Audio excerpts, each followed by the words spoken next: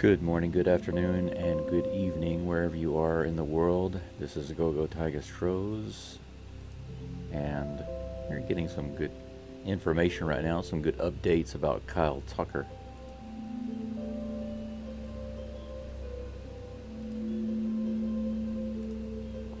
Get to that in just a moment.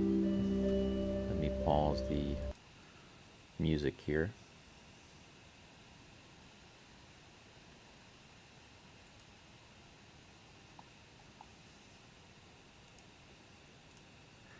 All right, got my screen updated, got my coffee.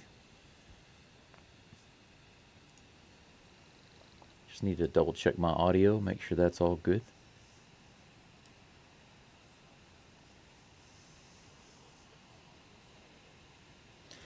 Sounds good, looking good. We're all ready to go, guys and gals.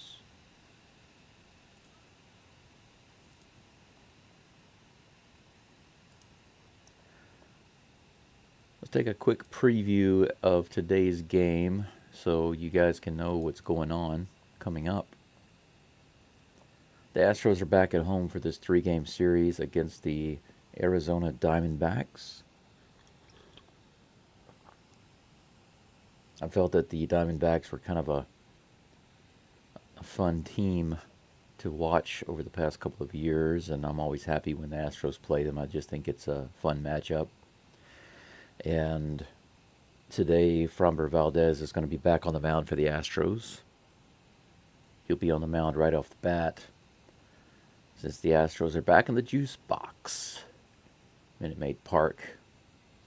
And just to give you a quick overview of the lineup for the Diamondbacks, Ketel Marte is going to lead things off, followed by Corbin Carroll and Randall Grichuk.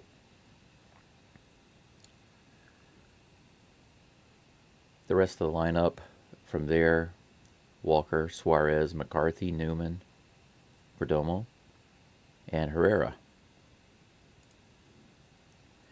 For the Astros today, let's see who they've got in the field and behind the plate. Jose Altuve is going to be at second base, leading the batting off, followed by Yordan Alvarez. Alvarez is playing left field today. Yainer Diaz is going to be behind the plate. And guess what, guys? Guess who's DHing in the fourth spot? Kyle Tucker. That's absolutely right. I gave you a little preview earlier with the Tucker videos they were showing. But Kyle Tucker is back in the lineup for this first game against the Diamondbacks as the DH. Following Tucker in the fifth slot is Pena, and then Singleton, who's playing first, Ben Gamel in right field, McCormick, unfortunately, in center field, and Dubon at third base. Apparently they're giving Bregman some more time off. Kind of disappointed to see McCormick back out in the game in the starting lineup, but he did manage to bring his average back up. He had dropped down to almost 190, and he managed to get it back up over 200, so good for him.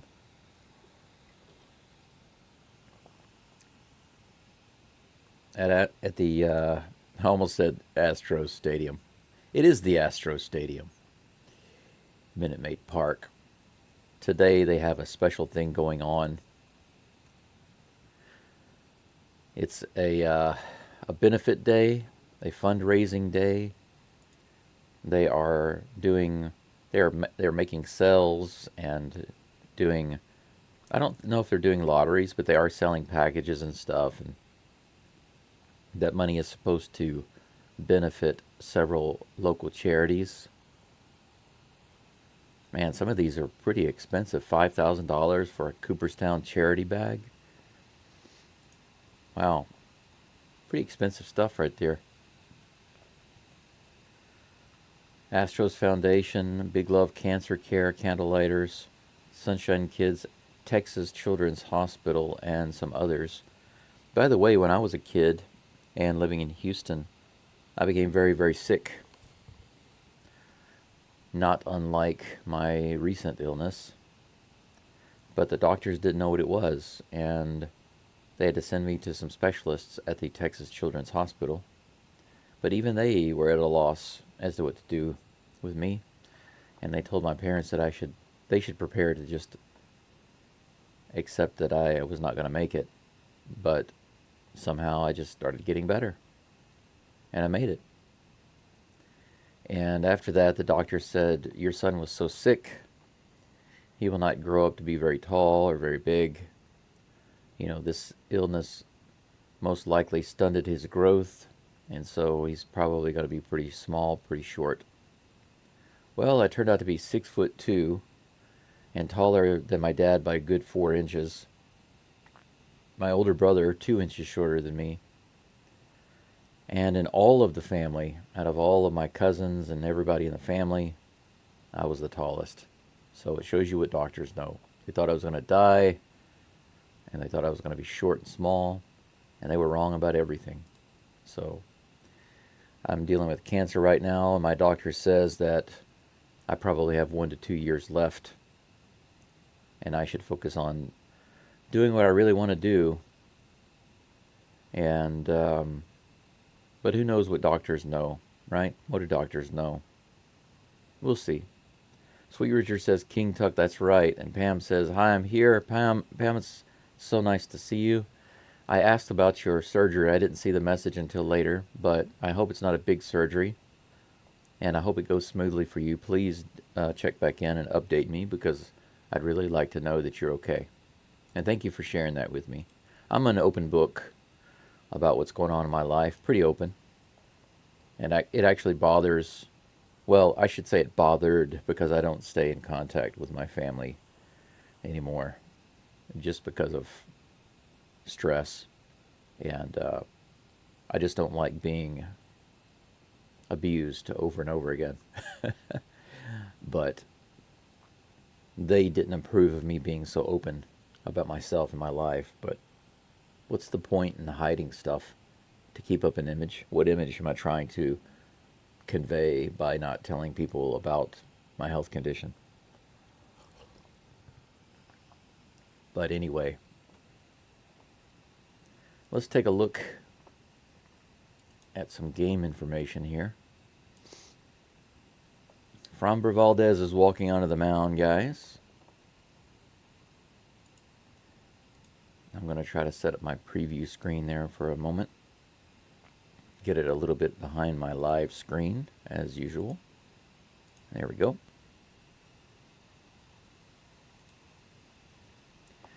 That's a really big screen out there. I haven't been inside of Minute Maid Park once. It's funny that I've been to the Astrodome several times, but I've never been to Minute Maid Park. I've been away from Houston for a long time. Been away from America now for a while. Been living abroad now for 11 and a half years.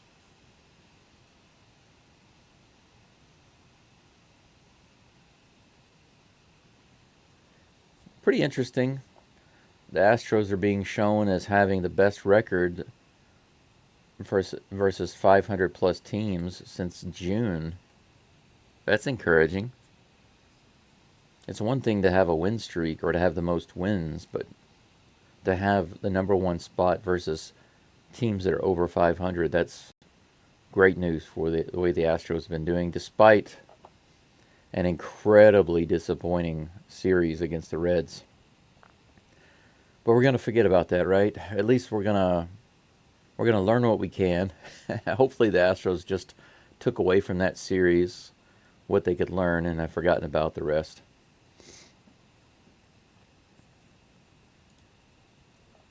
I had a doctor appointment yesterday, and I couldn't be here for the game. Heard we lost. Yeah, we did.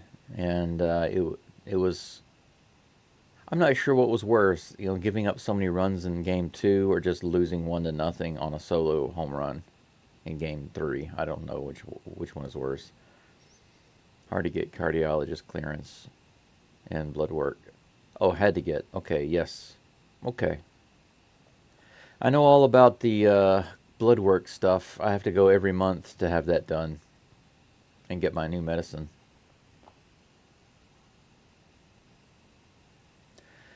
Well, Valdez is up on the mound, guys, and we're about ready to start the top of the first.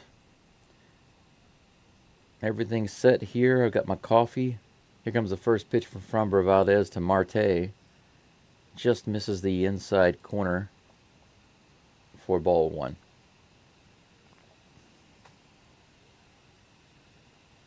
Marte batting .298 for the season. That pitch was right close to the outside corner, but called a ball. Ball two.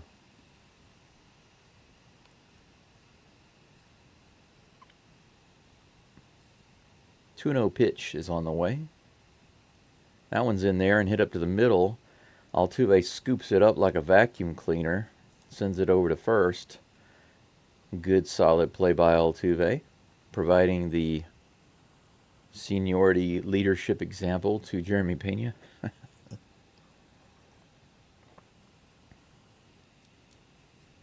Corbin Carroll comes to the plate. Batting .232, but they said that he has had a surge recently in how he's been batting. But .232, man, that's like Jake Meyers' numbers. That pitch is high and inside for ball one.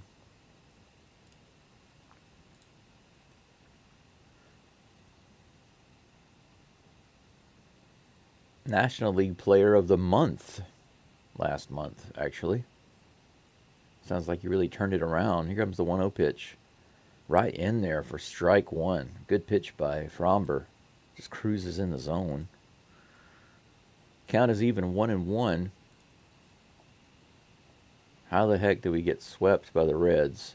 That's what I'm screaming. I mean, you sweep the Royals in 4 games and you get swept by the Reds. How is that possible? It couldn't be more extreme. That's not in the zone. That'll be ball two. 2-1. 96 miles an hour fastball misses. Here comes a 2-1 pitch. That one's in the dirt. Bounces in the dirt for ball 3.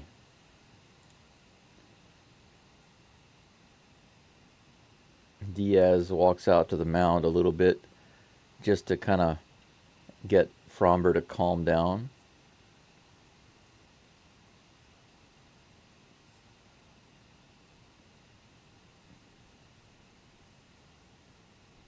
Here comes the 3-1 pitch to Carroll. That's in there for a strike. Corbin Carroll thought it was a strike, and he tosses his bat away like a big dope.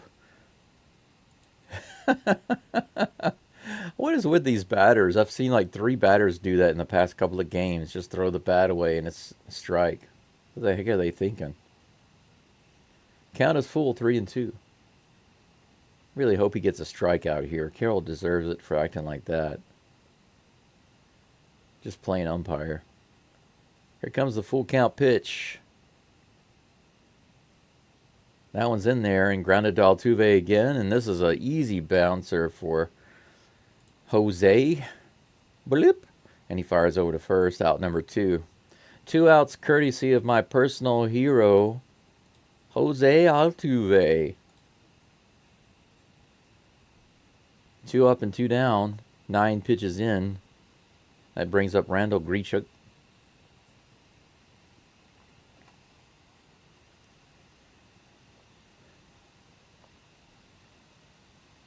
Here comes the first pitch to Grichuk. It's an interesting name. He takes the first pitch a little low. Nice looking curveball. Just didn't quite do the job. 1-0. Here comes the next pitch. That's another identical pitch, basically. Another curve low, just below the zone, ball 2. Grichuk not looking for curveballs, I guess. Here comes the next pitch. That one's in there. Fastball right in the inside upper corner of the zone. 2 balls, 1 strike. Here comes a pitch. Wow, way inside. That hit the umpire right in the leg, guys. He's limping. Wow. Man. It got him right on the inside of the thigh. Look at that. 97 miles an hour off his thigh, right by his knee. Man. Ouch. Leonard Diaz, not expecting the ball to be over there. He probably feels bad about that.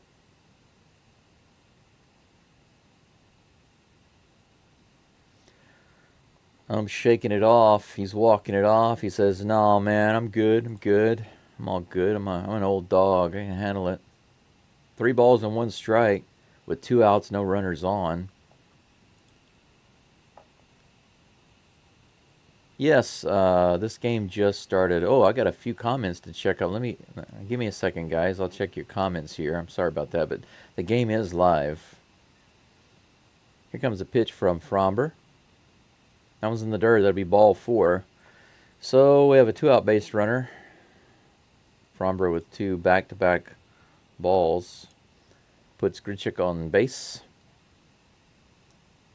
Christian Walker comes to the plate. Walker batting .254 this season. He was on the injured list until last Tuesday. He's back with the Diamondbacks.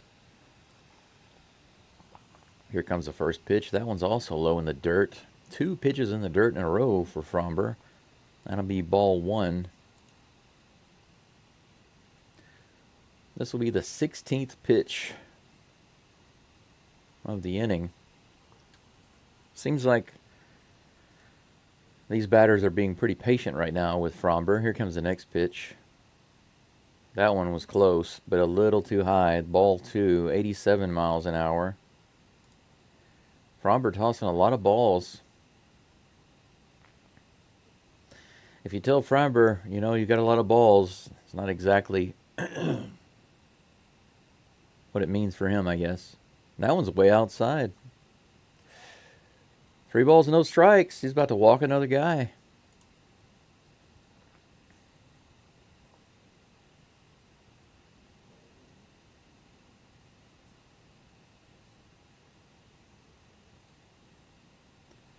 Runner on first with 2 outs. 3 balls and no strikes to Christian Walker. Valdez about to deliver his next pitch. Here it comes. Fastball down the middle. Fouled away to the right side. That'll be strike 1.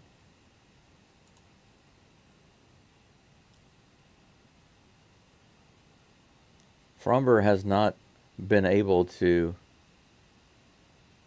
be ahead of any of these hitters so far. He's been behind in every count. Here comes the 3-1 pitch.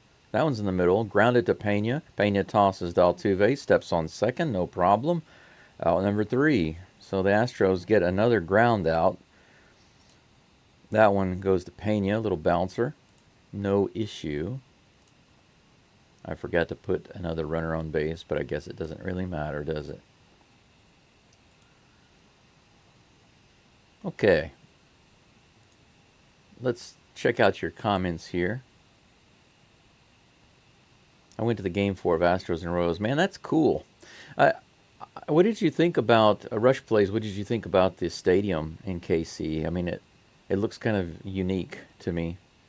Sweet Richard says, is it true that you can see the images of people x-rayed on the walls and signs of buildings in Hiroshima? No, that's a myth. I've heard of people talking about that, but that doesn't exist. There is something in the museum, for those of you who don't know, in Hiroshima. There is a Peace Memorial Park, and it's right beside the atomic bomb dome, and just within a few minutes walking distance, there's a museum. And when you go into the museum, they take you through, well, I say they take you through, you can walk at your own pace through the entire museum, and they have a display of many different things, pictures and remnants and demonstrations and videos and stuff of many things that happened during World War II in Hiroshima. And they have this one place that supposedly has some steps where somebody was sitting or something, and it has some kind of like blackness or shadow on it or something, but it it looks exaggerated to me. And it actually doesn't even look like what it's supposed to be. It's just my personal impression. I think it's just been overblown and blown out of proportion. Oh God, Rex. Yeah. Hey man. Hey to you too. Thank you for being here. Brandon Fat. That's a very interesting name. Pfaadt. Fat is on the mound for the Arizona Diamondbacks. He'll be facing Jose Altuve, guys. Very first pitch is coming on the way right now. Little high and inside, but strike one on Altuve. He takes that one. That looked like a good one to swing on.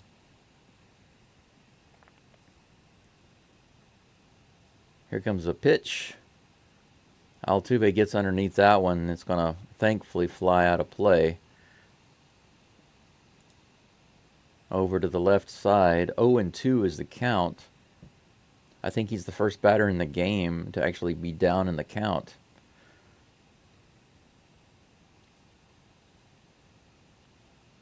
Here's the 0-2 pitch to Altuve. High and outside. Ball one. 1-2. Hello over there in Japan. Thanks for hosting the Stros. Thank you for being here. That one's low and outside. Ball two. The count is even. I'm happy to do it as long as I'm able to, as long as I have the ability to do it. My health is good, and I'm happy to be here. Just outside. Wow, that was close. How can you take that one, Altuve? That was close. Look at that. Ball three. That was less than an inch out of the zone. Here comes the full count pitch. That was hit hard to left field. That's going to be down. Looks like it's going to be a double all the way to the wall. Altuve's rushing around first. He'll make it into second, no problem, with a rip, a 3-ball, 2-strike rip down the line all the way to the wall.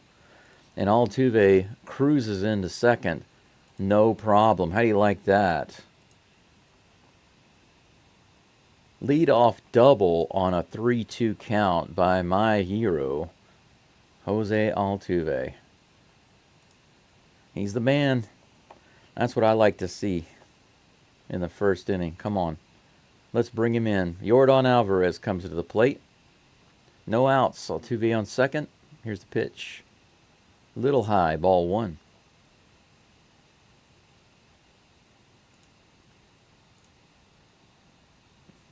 Man. Alvarez batting .309 right now with a .958 OPS. Here's the first, or the second pitch rather, to him. Another high one. Ball two. They really don't like pitching to Alvarez. They kind of keep it out of the zone. 2-0 is the count. I love that shot of Minute Maid Park. It just, to me, it's kind of iconic right there. Here comes the 2-0 pitch. That one's in there. Lower outside corner of the zone. He takes that. A little sweeper for strike one. 2 balls and 1 strike.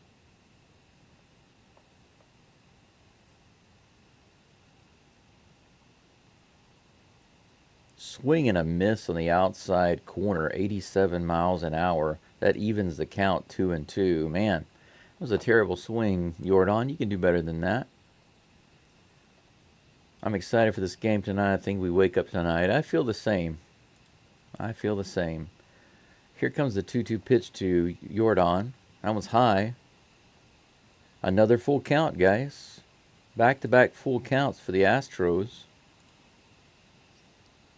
Let's see if Yordan can give it a ride like Altuve did. Maybe the pitcher here, Brandon Fat, he'll make an error, throw it right down the heart of the plate. He almost does. On the outside of the plate, fouled away by Yordan. He got lucky there. The pitcher did, rather. If he throws it over the plate, I think Jordan's going to give it a ride. Here's a 3-2 pitch. That one's right in there. Oh, I was so wrong. Jordan, you let me down. Look at that. He throws it right over the plate, and Jordan takes it. How is it that even I knew that the pitcher would be coming down the heart of the plate? It was his only chance to get him, and Jordan didn't know that it was coming? How could he not know that was coming? How could he just take that pitch? And why did he back off? Good grief. Yainer Diaz comes to the plate. He grounds the first one to the shortstop, who fires over. Altuve is not able to advance. One pitch to Diaz, and that's going to be out number 2. Come on. Guys, guess who's coming to the plate? It's Kyle Tucker. Kyle Tucker. 2 outs, and Altuve on second. His first at bat. The crowd is on their feet cheering. They got their King Tuck stuff on. Here comes the first pitch. It's low for ball 1.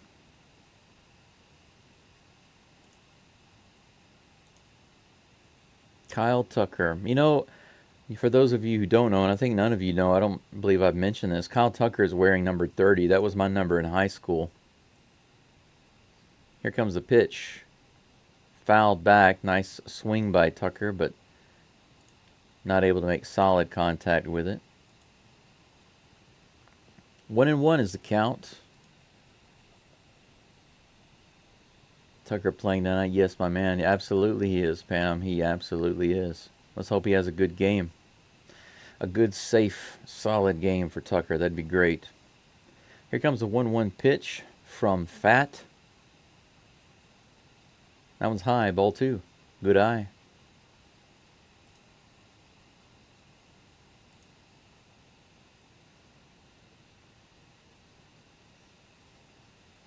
Two balls, 1 strike, 2 outs. Altuve on second, but wanting to be home. Send him home, Tucker. Here's the pitch. Ooh, inside and low, but strike 2. Well-placed pitch there.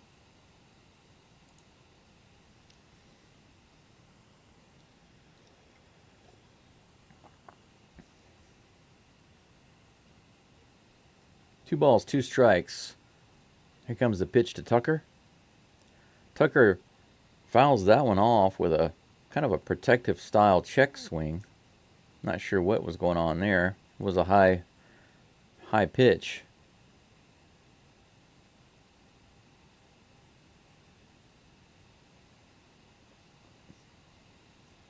Count remains 2-2.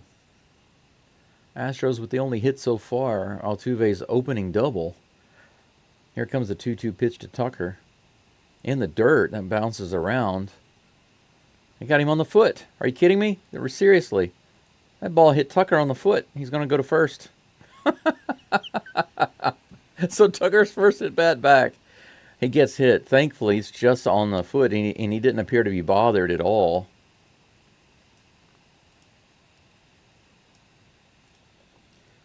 Astros have runners on first and second with 2 outs. Yeah, right there on the back foot. Not a big deal. Thankfully, no injury there. Wouldn't that be sucky? Come right back in and get hit on the foot and get injured. How ridiculous. Jeremy Pena comes to the plate. Here's the first pitch to him. He fouls that one off, bounces it harmlessly off to the side.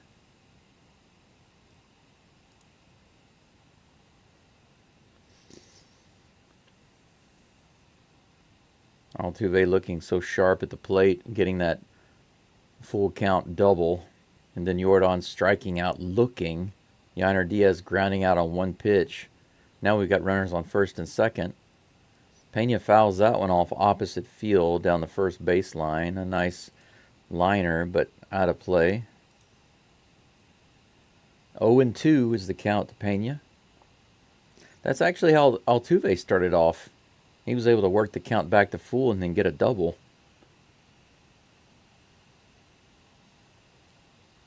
Altuve at second, Tucker at first. Here comes the 0-2 pitch to Pena. Fouled out to the right side, and looks like it's going to be out of play. Broke his bat on that strike, apparently. He's going to grab another bat right quick.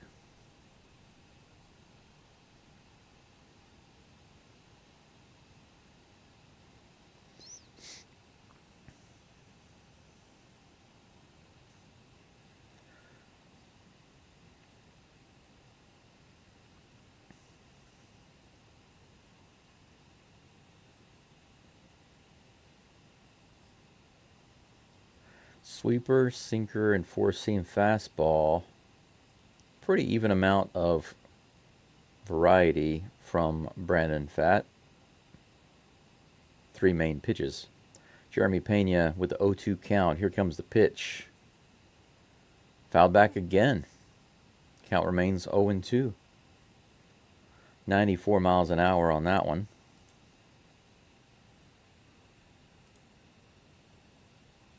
I thought Altuve was on set. He is. I forgot to move it on the screen. That was my bad. Here comes the 0-2 pitch to Pena. That's in the dirt almost. Ball 1. 1-2.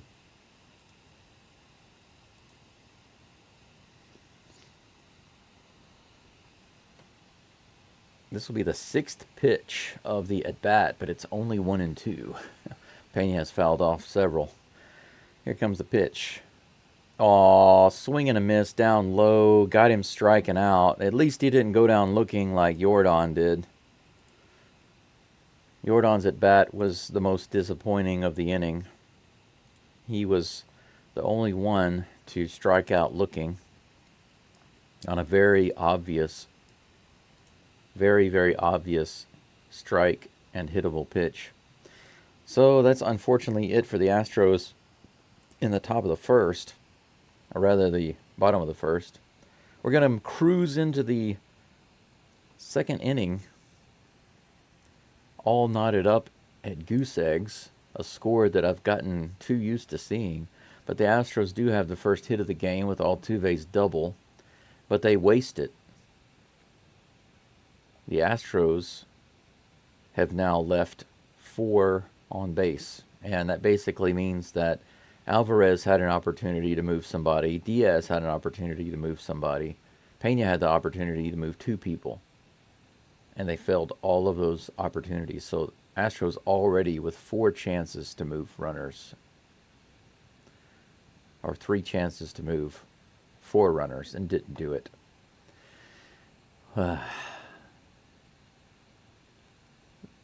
It sucks to get a double on your opening batter, your leadoff batter, and then it's just nothing after that. That's disappointing. Very, very disappointing.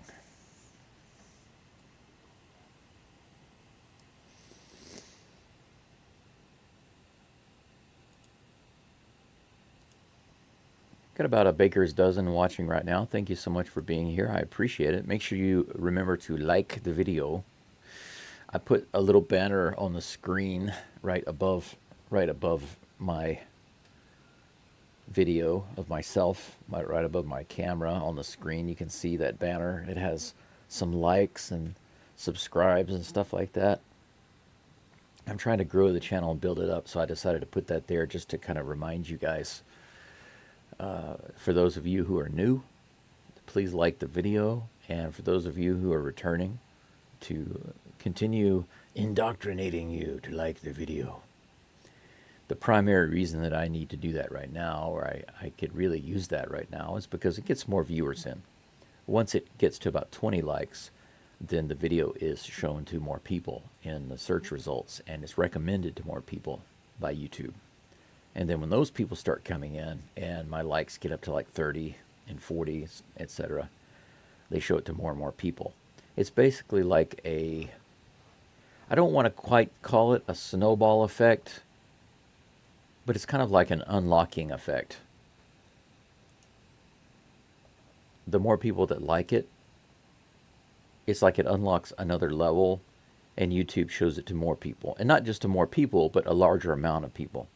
So, for example, in the early stages of the game, when I go live, generally I might have, besides my subscribers, I might have like 5 people show up. Wow. So while I'm off the screen, Fromber gets a strikeout while while I'm updating you guys on nonsense about my channel. Okay, so I'll get back on it. Who was that? They are talking to somebody right now, and I don't know what's going on in the game. They keep showing them talking with this family here, and now they're showing Altuve munch on his fingernails. Okay, second pitch. Jake McCarthy is at the plate. They're not giving me any information on the screen because they're talking about the charity, and I understand that, but I need to see the information on the screen. You can show it and talk about them at the same time. Jake McCarthy is at the plate. He just gets the third pitch from Fromber, and that's a swing and a miss. I haven't been able to show any of these highlights because they haven't been showing any. That's confusing. The game is actually going on. There's already 1 out from a strikeout. Jake McCarthy now has 1 ball and 2 strikes, but they're showing they're just showing me the interview with the family related to the charity with no information on the screen and no audio for it. So how can I call it if I can't see it? Does that make sense? Another strikeout by Valdez, this time outside corner. Got him looking. How about that? 2 strikeouts in a row this inning. Valdez up to 28 pitches. Kevin Newman coming to the plate for the Diamondbacks.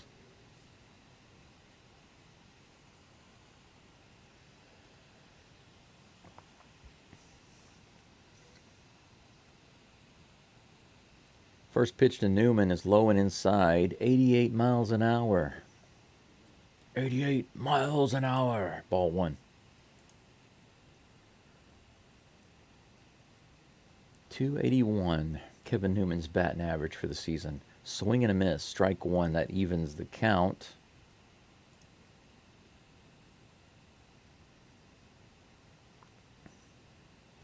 Here comes a 1-1 pitch.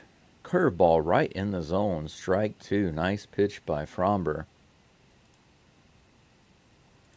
So far this inning, Fromber has, let's see,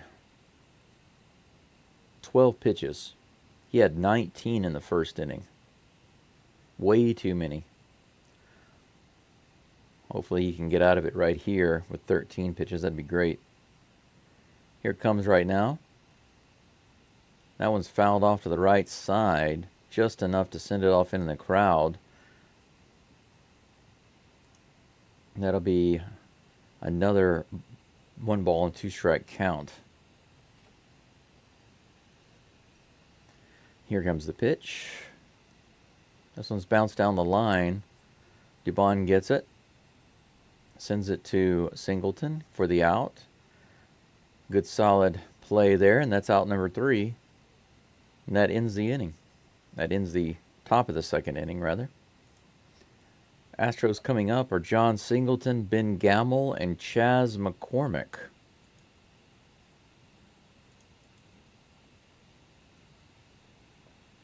Let's check the chat here right quick.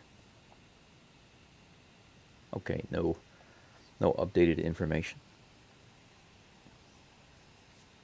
I moved my camera a little bit closer so you guys could see me. I wish I could have it more up here instead of down here. I think that this is a horrible angle. I've got a little bit too much meat under my neck right now, so it's not a very lovely image. Maybe if I have it like this, if I call the game like this, it's a little strange.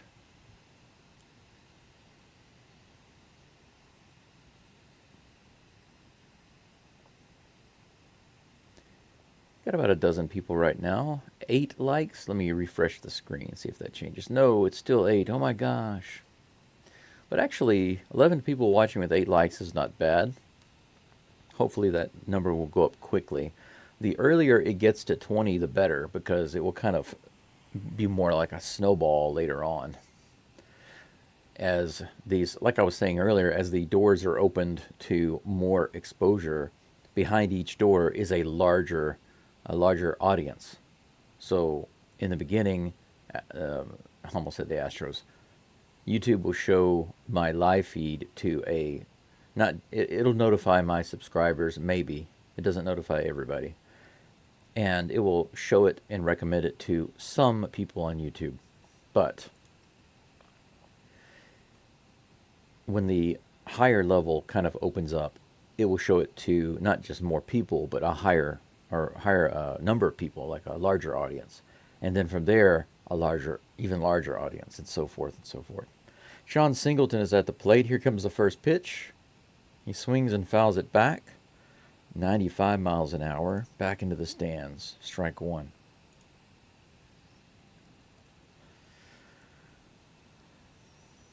The other day I heard that John Singleton's 13th home run tied his career high, or was his career high, but it actually just tied it. 94 miles an hour. He can't get the bat on that one. That'll be strike two. That was a good pitch right in the middle of the plate. It doesn't get more perfect than that. 94 in the middle of the plate. Here's the next pitch. 92 up and in. That'll be ball one. If I were fat, I would just keep throwing that fastball right down the middle. Singleton doesn't seem to be able to pick it up. It's going to have to get around earlier than that, man. Come on. Here's the pitch. Fouled away. 87 on the outside corner.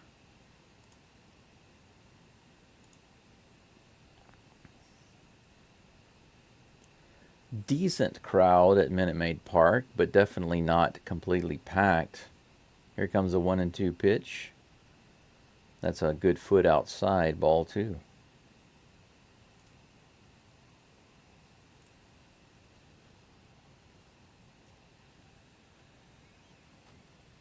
Cool view with the train track in the distance there. Next pitch comes in. Singleton hits it to the gap in the right center field. That's going to be down for a hit, guys. So Singleton gets another single.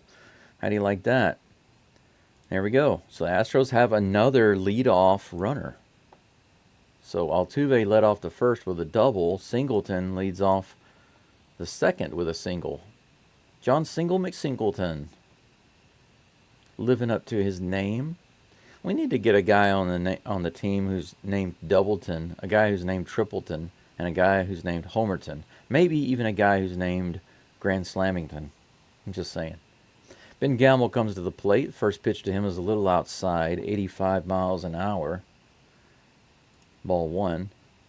How funny would it be if somebody's name was Grand Slammington? It's such a weird sounding name. My name is Mr. Grand Slammington. Here's the pitch. Bounced foul. That'll be a strike. 1 ball, 1 strike to Gamble. Gamble's name almost like Grand Slam Milton. Grand Slamilton. Ben Gamble Slamilton. Here comes the 1-1 pitch. Gamble takes that one away outside for ball two. 2-1.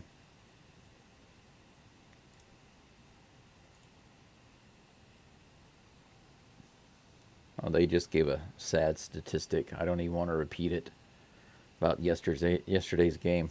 Here's the 2-1 pitch to Gamble, Grand Slammington. Oh, he goes into left center. That's going to be a base hit.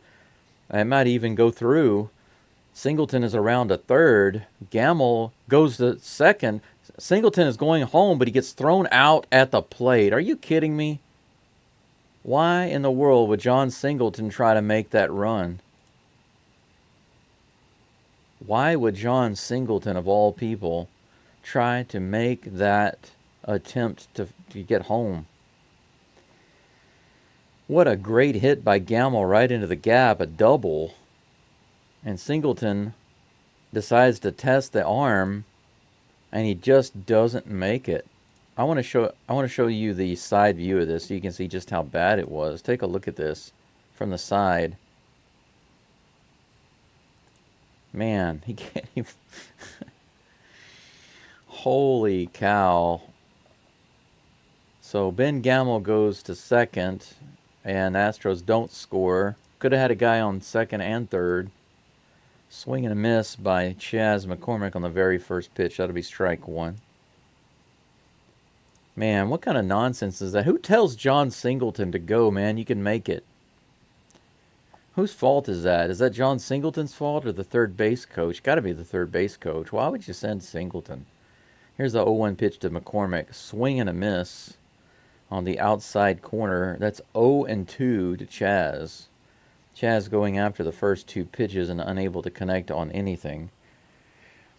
Calls timeout. Come on, Astros. You can't be blowing your opportunities with stupid base running. Come on now. What are you thinking? Here's the 0-2 pitch to Chas McCormick. Low and outside. He takes that one for ball one.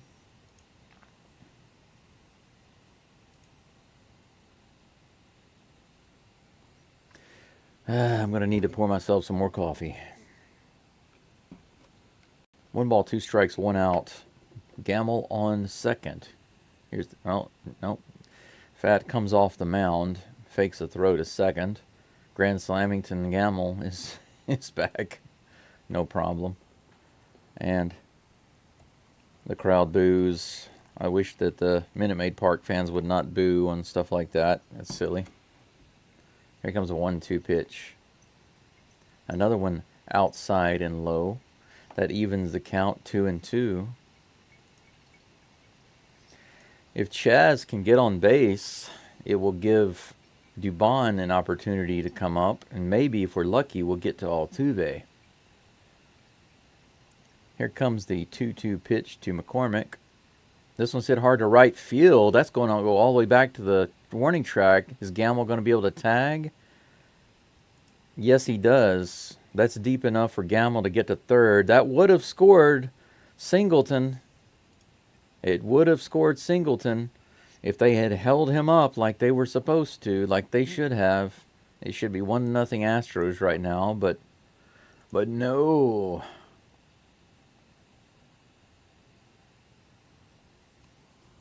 Who sends John Singleton? Mauricio Dubon is up, guys, with 2 outs. Here comes the pitch. He hits it right down the line. It's through. That's going to score. It's going to score Ben Gamel. Very first pitch, Dubon just rips it right through the hole there. We do get the run. This should be 2-0 Astros, but I'll take the 1 run. 3 hits now for the Stros with Dubon's rip right through the gap there. Excellent.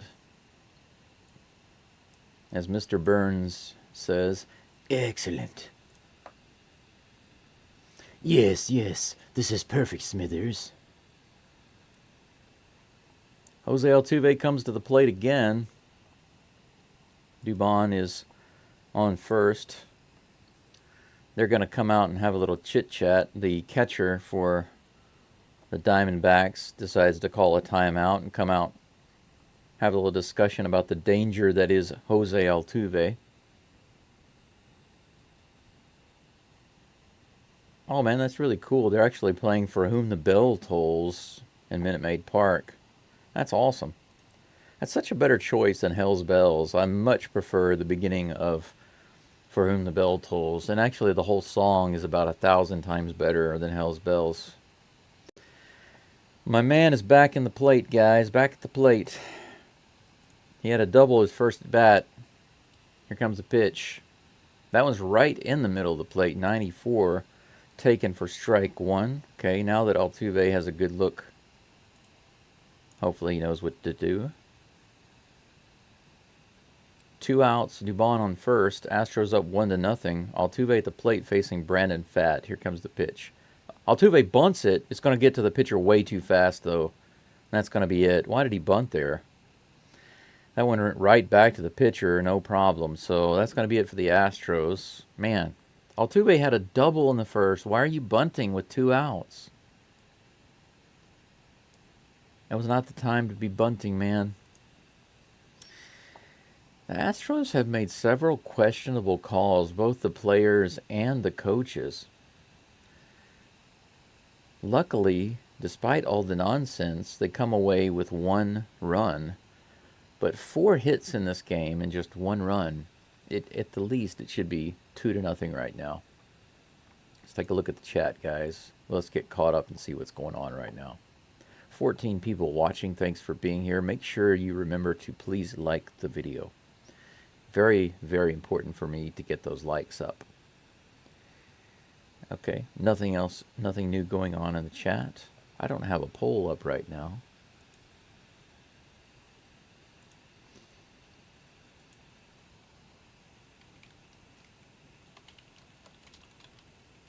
Will Tucker get a hit? Yes, just 1.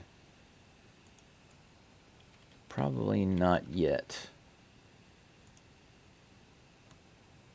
At least 2.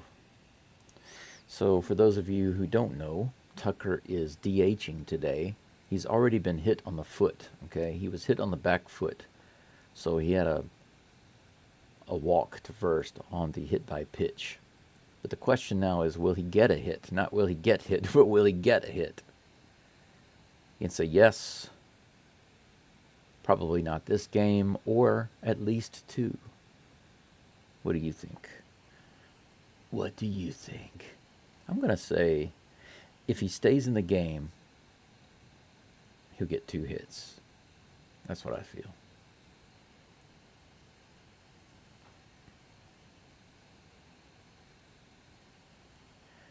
We're going into the top of the 3rd. Valdez is back on the mound. He's at 32 pitches. I'm sorry, 33. This will be the 34th coming to Geraldo Perdomo.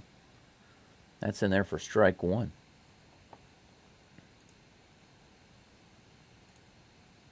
Lower outside corner, well placed by Valdez. Is my second cup of coffee ready? Nah, it's not quite ready. I need to add a little more water. There we go. I think that's enough.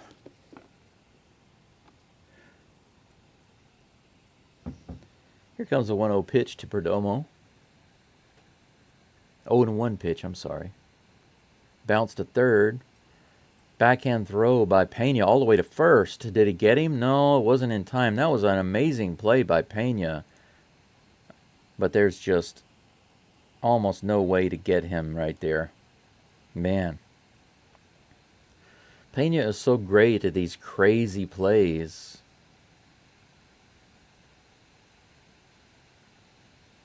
It was so close, man. He worked so hard for that one. Made a great throw.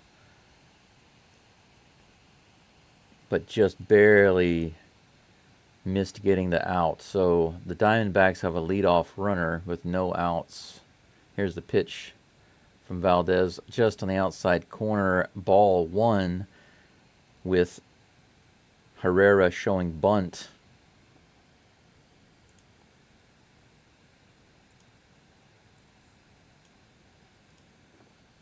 Here's the next pitch. It's hit to Fromber. Fromber goes to first. Not quite sure why Fromber didn't go to second. It looked like he had time. Did it look like he had time to go to second? It did to me.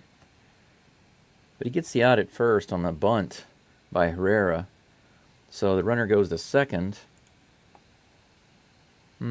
Stuff like that I'd like to take a closer look at. I want to know why nobody was on second. Anyway, 1 out, runner on second.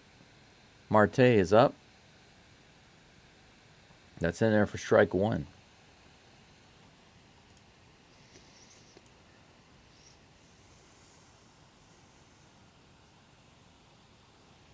They're talking with Craig Biggio about some charity work that they were able to do. They raised $400,000 in 1 day. Man, that's amazing. Here comes the 0-1 pitch to Marte. That one's in the dirt. Looks like that'll be ball 1.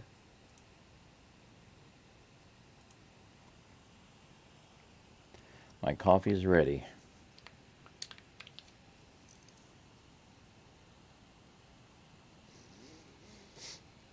Runner on second, 1 out.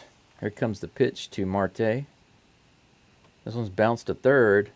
Dubon is going to tag the runner at third. He almost has a chance to go for a double play. Bonehead base running by... Look at that. Bonehead base running over to third. So Dubon is able to catch it and just tag the runner out. The runner was running like he didn't even realize where the ball was. What a dope. Look at this.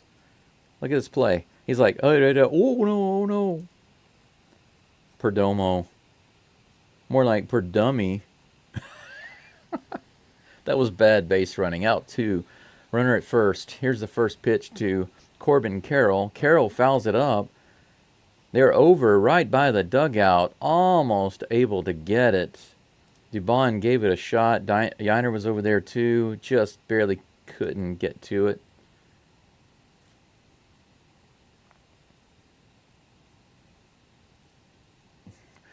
The Diamondbacks helping out Dubon there, pushing him back up, helping him to get back onto the field. That was funny. Strike one to Carroll. I need to move the runner over to first. There we go. Here comes the 0-1 pitch to Carroll. He swings at that one and fouls it off at the plate. That'll be strike two. Good pitch by Fromber, 84. Breaking ball. I need one more creamer for my coffee.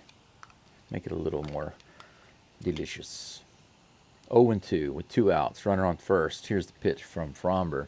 Carroll swings and misses. That's another strikeout for Valdez, and that'll do it for this inning. Strike 3. Boom. Out 3. Awesome. Astros do some good defensive work that time and shut it down. So, a little disappointing disappointing but questionable decisions for the Astros on offense, both by the coaches and the players. But some really good solid defense that inning for the Astros. That's encouraging. Great heads-up play by Dubon.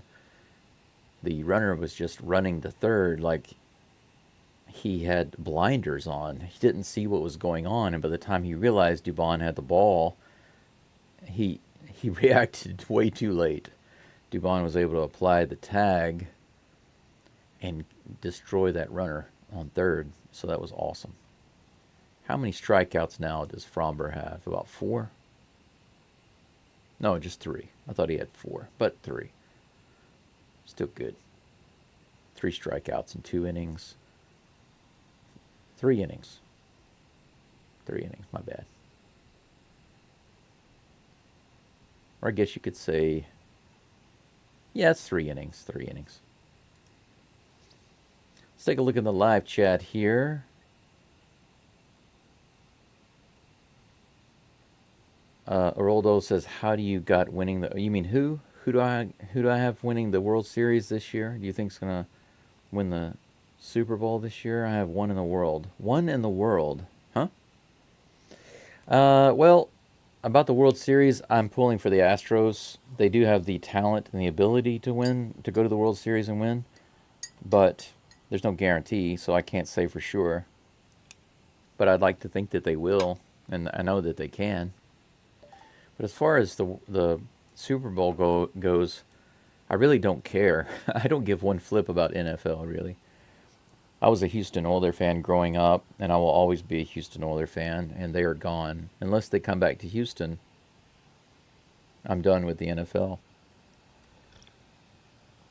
I watch the LSU Tigers play football, and that's it. Yordan Alvarez grounds out. Little easy ground out to second base to lead off the Astros in the bottom of the third. 1 away. Yiner Diaz comes to the plate.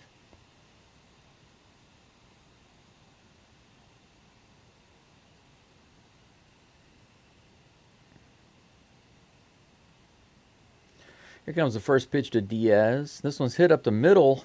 Liner all the way out in the gap. He's going to go for 2. He's going to walk in. Nice. A double by Yainer Diaz out into left center field. Good hit. Good solid hit. That's what we're talking about. 1 out double for Yainer Diaz. And guess who's coming to the plate? Kyle Tucker. So Tucker comes to bat with the second opportunity to do something with a runner on second. Let's see if he gets his first hit.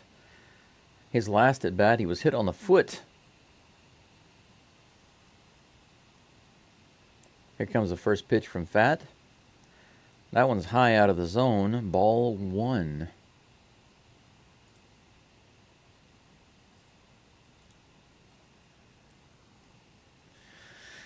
As far as the NFL is concerned, I will say that I do wish the Texans the best, for them and for the sake of Houston. I hope they do well, but I don't care about the NFL. I don't pay attention. Second pitch is high to Tucker. That'll be ball 2. And by the way, I do like Joe Burrow with the Bengals simply because he was with LSU and he had a completely stellar year. As far as I'm concerned, that LSU team is the best NCAA football team that has ever been. It was an amazing year. Next pitch to Tucker is an 81-mile-per-hour breaking pitch right in the bottom of the zone. Strike 1. 2 balls and 1 strike to Tuck. So I really have a lot of respect for Burrow and the guys that were with him. And if they went to the Super Bowl and won, I wouldn't mind that. But I'm still not going to pay much attention to it. I don't follow it. If the Bengals played in the Super Bowl, I would watch it, actually.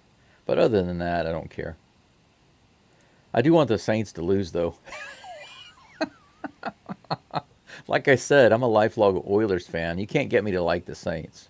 Sorry. I do like the Tigers, but not the Saints. That pitch is low. It's going to be ball 4. Wow. Tucker is on first again for the second bat in a row. He got hit on his foot the last at bat, and this one he takes a walk. Good patient at-bats by Tucker, resulting in more base runners. Yainer Diaz on second. Kyle Tucker on first. That brings up Jeremy Pena.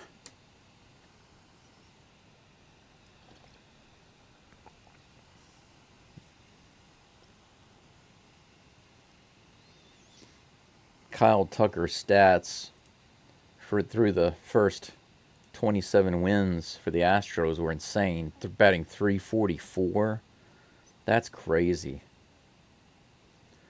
Astros up 1-0, guys. Here in the bottom of the third. Runners on first and second trying to get something going. Jeremy Pena comes to the plate facing Brandon Pfaadt, who's now up to 52 pitches. He probably won't get out of this inning without 60 pitches. Or without at least 60 pitches. Here comes the first pitch to Pena. This one's hit down the line. Just barely foul. Man, that was close. Right down the line.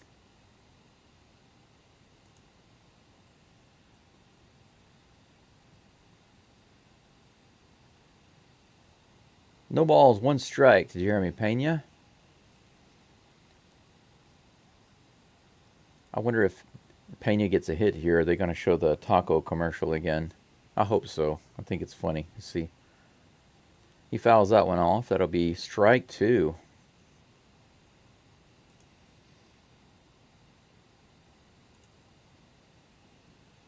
No balls and 2 strikes. 1 out. Runners on first and second. Come on, let's do something here.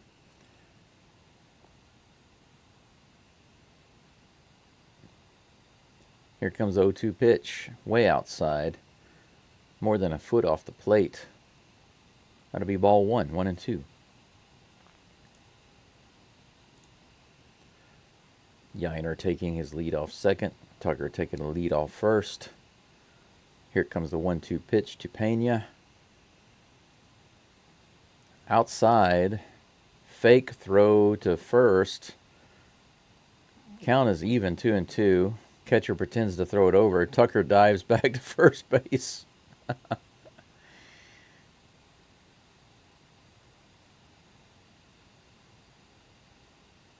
Lots of signals. A lot of weird stuff going on from the catcher to the pitcher.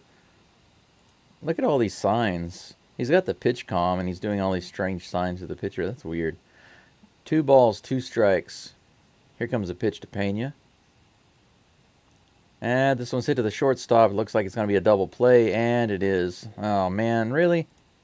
Out of all the places you had to hit the ball to, it had to be a perfect spot for an easy double play. That's going to be it for the Astros in the bottom of the third. So they threaten, but come up short again, stranding 2 base runners. That's the tell of the tape right there. Astros plus stranded base runners equals complete and utter sadness. That's the equation. The Astros seem to be actively practicing that type of math.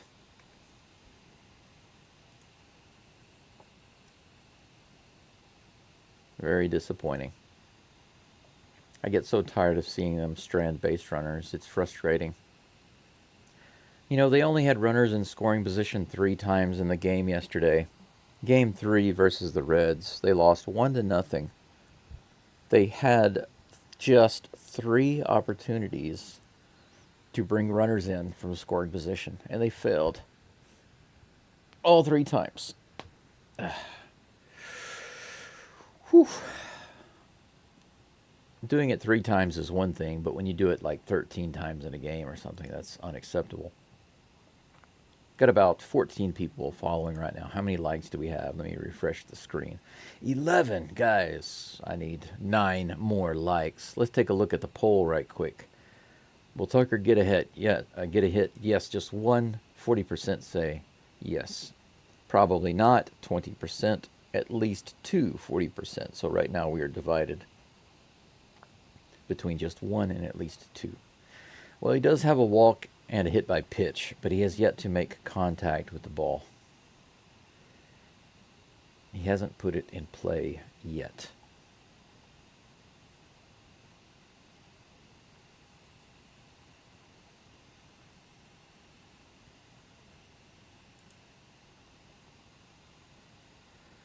We are through 3 innings.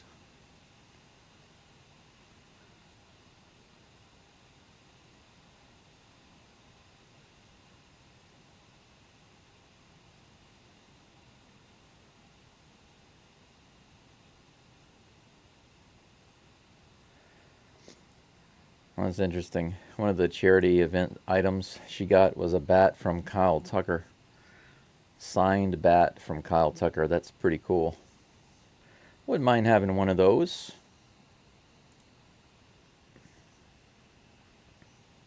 Five hits for the Astros, 1 hit for the Diamondbacks. Astros are leading 1-0. So 5 runs have only converted 1. 5 hits have only converted 1 run. First pitch to Randall Grichuk is low for ball 1. Fromber now up to 44 pitches so far this game. This one's hit into center field, right center. Tucker is underneath it. No, not Tucker. Gamble. I'm still thinking that Tucker's out in the field. He's not out in the field. That's Grand Slamington, Grammel Slamington that's out there in right field. That'd be 1 down after 2 pitches.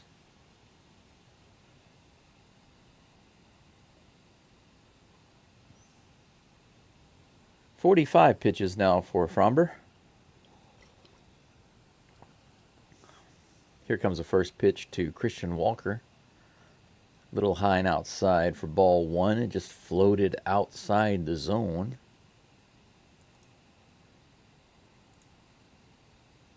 Here comes the 1-0 pitch. Same style pitch. Floated outside the zone, a little high. Ball 2. Good movement on that ball. Here comes the 2-0 pitch. That one's low. That misses the zone by several inches. That'll be ball 3. 3 straight balls by Fromber.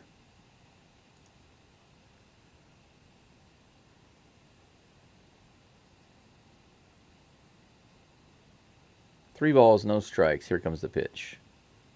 And that one's outside. 4-pitch walk by Fromber. Walker will walk to first base. He lives up to his name.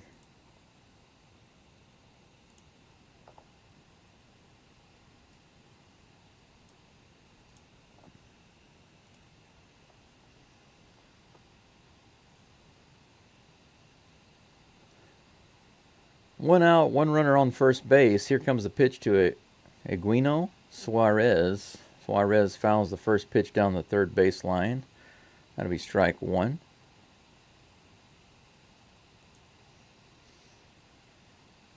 0-1 is the count. 3 for 15 against Fromber. Here comes the next pitch. Swing and a miss on a ball that was almost in the dirt. 91 miles an hour, strike two.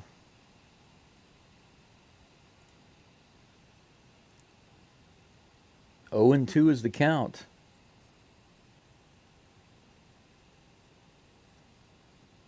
Here comes the pitch. Swing and a miss, strike three. Fromber picks up another strikeout. Man, good breaking pitch. 52 pitches now for Fromber.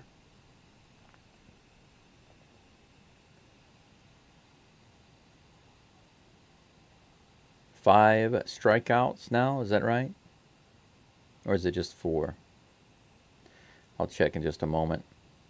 Jake McCarthy comes to the plate. First pitch to him is another swing and a miss on a low breaking pitch, 86 miles an hour. Nice looking pitches from Fromber now after throwing 4 straight balls to the guy he put on base.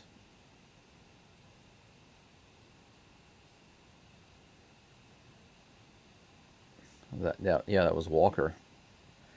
Here comes the 0-1 pitch. This one's grounded to Altuve at second. He scoops it up, fires over to first, and gets the speedy runner, man. Man, that was close. Look how close this was. Man, Altuve had to hurry up and throw it. He played a little deep on that. Almost cost Fromber and the Astros another base runner. But luckily he sped up a little bit when he got it. It kind of reminded me of the game that Singleton blew for the Astros, playing that ball so deep instead of playing it close. Missing that out at first base, Astros wound up losing that game, and that was a big reason why. But that's it for that inning. Let me go ahead and change the base paths here. Take this runner off. There we go. Bottom of the fourth coming up. Speaking of John Singleton, Single McSingleton, who had a single in his last at bat, he comes to the plate, followed by Ben Grand Slamming Gamilton, Ben Gamble Slammington, and then Chas McCormick. Can I come up with another name besides the Tasmanian Devil? He doesn't deserve that name because he doesn't go crazy at the plate at all. He hasn't lived up to that nickname ever. When has Chas McCormick ever lived up to the name, the Tasmanian Devil? I mean, he had a decent run for a time with the Astros, but he hasn't done anything to earn such a big nickname. But maybe if we give him a different nickname, he can turn that around. What do you think? Chaz. Don't want to call him Spaz. I don't want to see him freaking out. What do we need? We need somebody to hit the ball. That's what we need him to do, is hit the ball.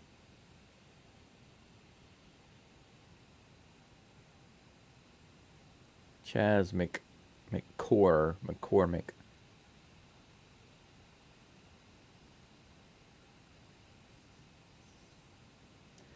Uh-oh. John Singleton comes to the plate. Destroys the ball on the first pitch, but it goes foul. Look at this. Just boom.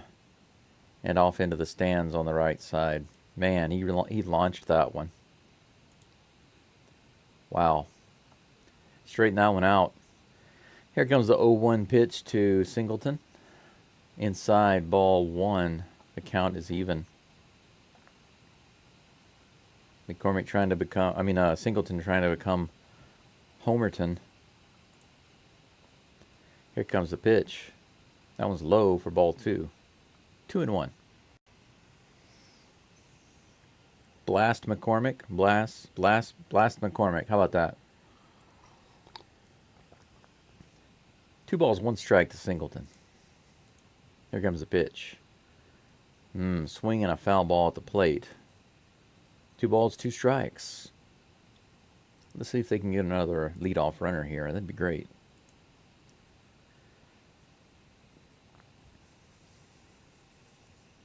It's funny seeing that it's night at Minute Maid Park, and right next to it, I've got my window. It's daytime here.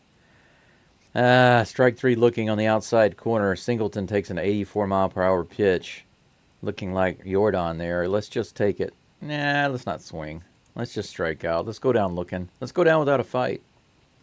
You got to swing at that, buddy. I don't know who your batting coach is, but wherever he's at right now, he's probably shaking his head. That'll be the 3rd strikeout for Brandon Pfaadt. 1 away here in the bottom of the 4th. He's facing Ben Gamel. That one's hit hard to right field. It's all the way to the wall. Caught by Carroll at the warning track, right by the wall. Gamel gives it a ride on the very first pitch. That was close. Man. Both Singleton and Gamel drive the ball deep on the very first pitch of their at-bats. Singleton hits it foul. Gamel drives it all the way to the wall. Man, that was close. Out number 2, that brings up Blast McCormick. He takes that first pitch for a ball. A little high and outside. 1-0. Man, that was close. Here comes the 1-0 pitch. That one was just a little outside the zone, but called a strike. So I think the first pitch could have been a strike. This one could have been a ball, but the umpire got them backwards. Don't quite get that. Here comes the 1-1 pitch. That one's way outside for ball 2. Do any of you follow college football? I wasn't able to call the LSU game because I had to go to Hiroshima City and attend my monthly doctor's appointment. But I was able to watch the game on my phone. It was very disappointing. Blast McCormick takes that pitch for a strike, right in the zone, 83 miles an hour. That's a good-looking pitch to hit right there. Counts even 2-2 with 2 outs, 2-2-2. Here comes the pitch. Takes that one on the outside. Ball 3. Good eye. Not a good pitch to be fishing after. Full count. This is the 69th pitch of the game for Pfaadt. Swing and a miss. Now, that was another garbage pitch on the outside. That was worse than the last pitch, and McCormick went after it. What are you thinking, man? Look at this. Are you kidding me? Are you kidding me? What's worse? Chaz swinging at that or Jordan taking a strike for strike 3? Which one is worse? It's a big question. Eric Wallace, thank you for being here. And hey to you too. How are you doing today? It's Saturday morning here in Hiroshima. 10:20 a.m. I had a good rest, but I feel like I'm still quite tired. Hopefully I can get woken up. Maybe the Astros will be able to start hitting the ball and wake me up. That would be nice. Only 11 likes on the video. Got about 18 watching. That's not bad for just, 11 likes. I hope I can get some more. If you guys haven't liked the video, please do that now. It was a great day. Explored DC a bit. That's awesome. Was that your first time in DC? And did you check out the government buildings?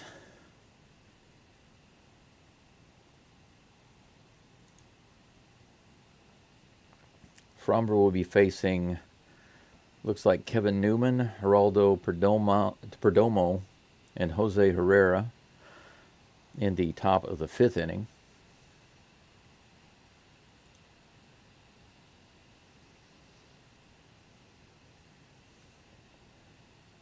This game hasn't been very eventful. I like the fact that Fromber has only given up one hit and has a shutout going. That's great. He's got 54 pitches. That's not bad at all, right where he's at going into the 5th inning.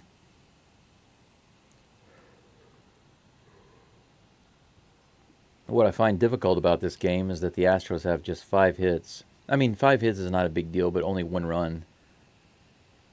They should have at least 1 extra run on the board right now, but they have left runners in scoring position a few times. Can't be doing that. It is the Astros charity game today, so they're talking about that a lot. Here's the first pitch to Newman. That's on the outside corner, 78 miles an hour, strike 1. Good pitch by Fromber.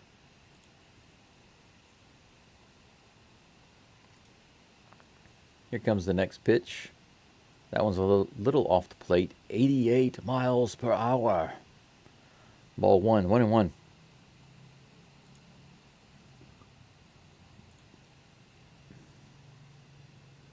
I've got so much homework to get done, guys. It's ridiculous. Here comes the next pitch. That one's in the dirt.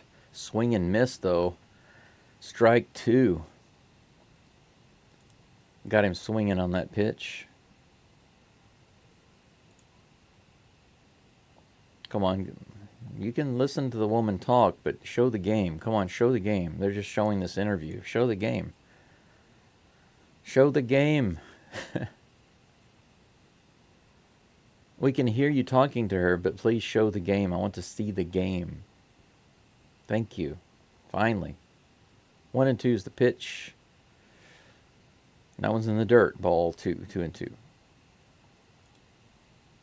Man, they won't stop showing that video. I support the charity game and all of that, but when they're talking to somebody while the game is going, they should just show the video of the game. We can listen to the audio of the interview. We don't need to see them actually talking to the lady. That will be a strike 3. That pitch is a nice breaking pitch, 80 miles an hour. Another strikeout for Fromber. Newman goes down swinging. That brings up Geraldo Perdomo. Perdomo is the guy who had the boneheaded base running play earlier when he got tagged out by Dubon. Here comes the first pitch to Perdomo. Outside and high for ball 1.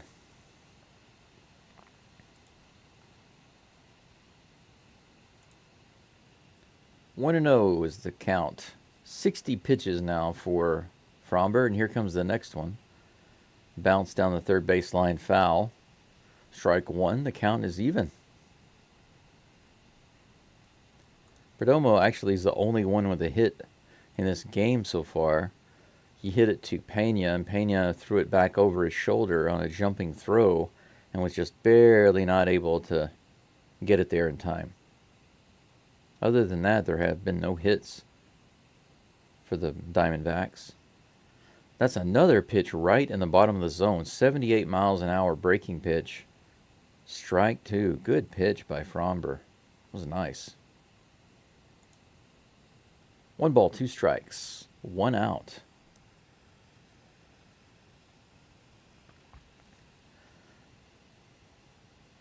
Here comes the 1-2 pitch. That one's in the dirt. 2 balls, 2 strikes.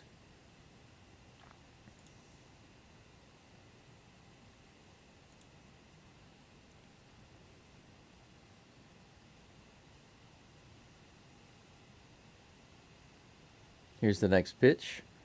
Ooh, that was not a bad pitch, a breaking ball in the dirt, but he did not bite. That makes the count full. He almost got him to go.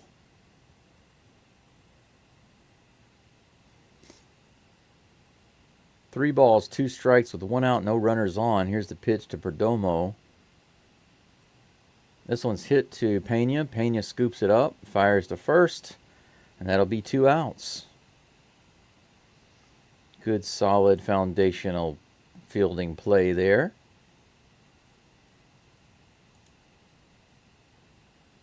That brings up Jose Herrera. Jose Herrera.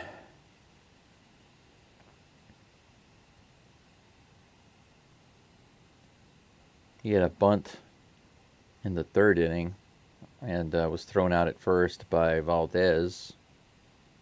Here comes the first pitch to him. Little low and inside for ball one. 97 miles an hour on that one.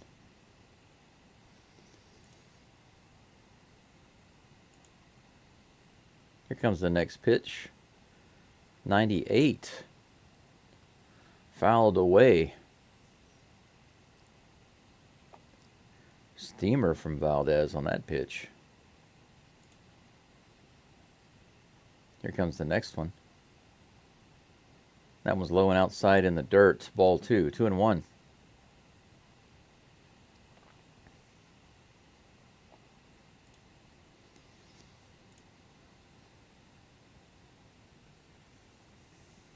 Here's the 2-1 pitch. Swing and a miss. 90 miles an hour. Good pitch right in the zone. Swing and a miss. That's 2-2. 2 balls, 2 strikes.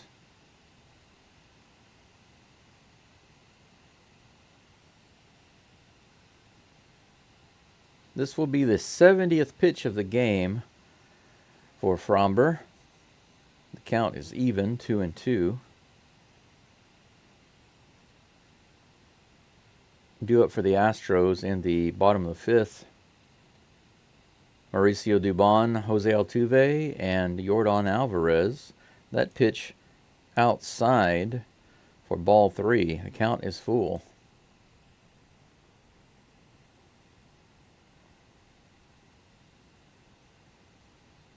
Here comes the pitch from Fromber. Bounce down the third baseline. Dubon grabs it. Long throw to first. Makes it perfectly. And that's going to be it for the Diamondbacks in this inning. Good play by Dubon. Perfect throw. Takes his time. Fires across the diamond. Good job.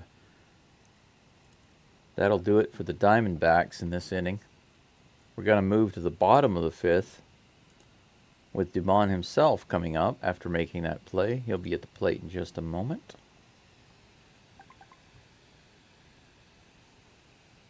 Anything going on in the chat, guys? Anything new? Eric has some new comments. I saw the government buildings a few days ago, saw a Holocaust museum yesterday. I wonder how those museums compare to the ones that I saw in Germany a long time ago. I went to Germany when I was in high school. It's been 30 years ago. It's crazy thinking that it was so long ago. But I was 17 at the time. And we went in there and looked around. And of course, I'm in Hiroshima, so I've been to the museum here 3 times. The reason I've been in 3 times is the first time I came by myself when I was touring Hiroshima before I moved here. The second time, I went with a couple friends. And the third time, I went with some other friends. Friends visit from outside of Hiroshima, people that are not from here. And the last time I went was with my best friend from China and his wife. I took them through there. That was a very interesting experience for them, being able to see those things from the Japanese perspective, because in China it's very different, and there's also a different focus. If you go through the museum in Japan about the war, they just show the horrors of war and what it does to people, and the idea is that we should denounce this and not ever have war ever again.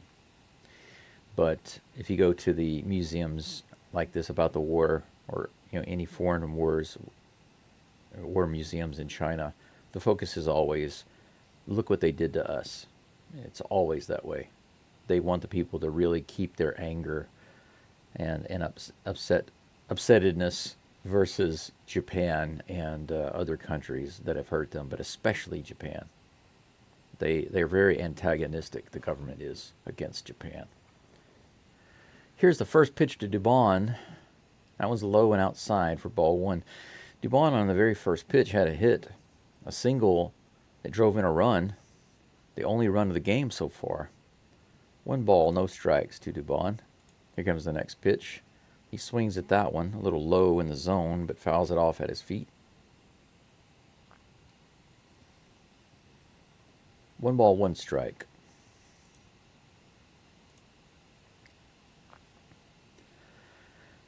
Lead batter is Dubon. No outs, no runners on. This one's hit up the middle, and it's going to be a slow single. Another base hit by Dubon. He just sneaks it through right past the shortstop. Good little hit by Dubon there, just perfectly placed. Pokes it through. Astros with another leadoff runner, man.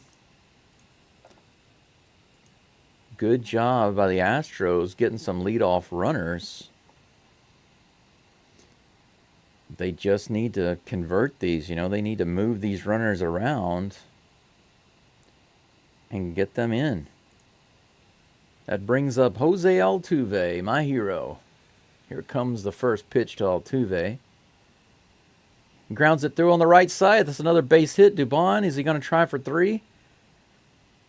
No, he stops at second, but Altuve is on base with another hit, and he advances Dubon to second with that poke through the opposite field just past the second baseman. Really good swing and hit by Altuve there. Boop. Yordan Alvarez comes up with no outs and 2 runners on. Now's the time to do something, Alvarez. Here we go. First pitch. He crushes it to right field, guys. This is gone. It is so gone. It is way up into the upper deck. It is absolutely gone. 3-run shot by Yordan Alvarez on the very first pitch. A towering shot into the upper deck. Did that hit the sign up there? Holy cow, where did it even go? 3-run home run. 4-0 Astros. As they flash the lights in Minute Maid Park, Yordan makes his way around the bases. And we've got the arm bashes at the plate. That's the way an inning should look for the Astros in the top of the order. A couple of runners get on. Yordan smashes one out. That's what I like to see right there. That is what I like to see. 4-0. 8 hits now for the Astros. Still no outs in the inning. Yainer Diaz at the plate. That ball's low and outside. Ball 1. Yordan clears the bases. Crowd's still excited right now. Yeah, I am too. The next pitch is in there for strike 1. 1-1 is the count against Diaz.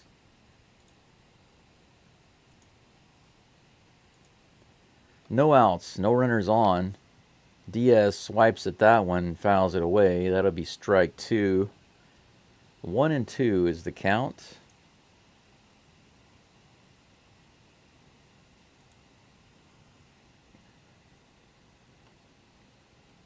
Here's the 1-2 pitch to Diaz. Fouls that one off. That was high.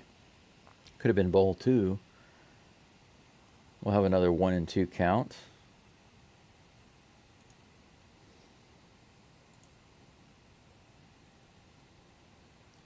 Diaz did have a double in the 3rd inning. That pitch is way outside and low for ball 2, and that evens the count.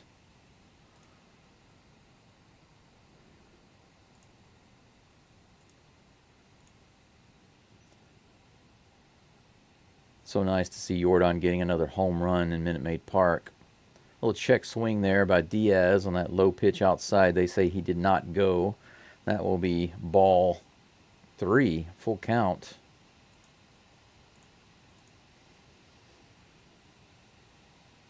No outs, no runners on, full count to Diaz. Here's the pitch. That's low, ball 4. Awesome. Got another base runner, guys. I need to get my previews a little, time my previews a little better. I can't show too much of the video here, guys, because I don't want to get copyright strike. I can do highlights and the commentary on it, and that's fine. But I can't show too much. Hope you can understand that. Next pitch Low and inside to Kyle Tucker. Little check swing. They say he did not go. That'll be ball 1.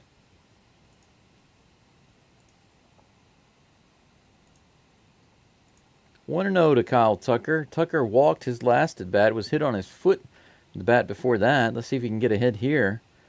That one's in the dirt. Bouncer in the dirt. 2 balls and no strikes. Wow, did you see that? Man, they just showed where the ball wound up. A fan just got it on a bounce. It went right under the sign.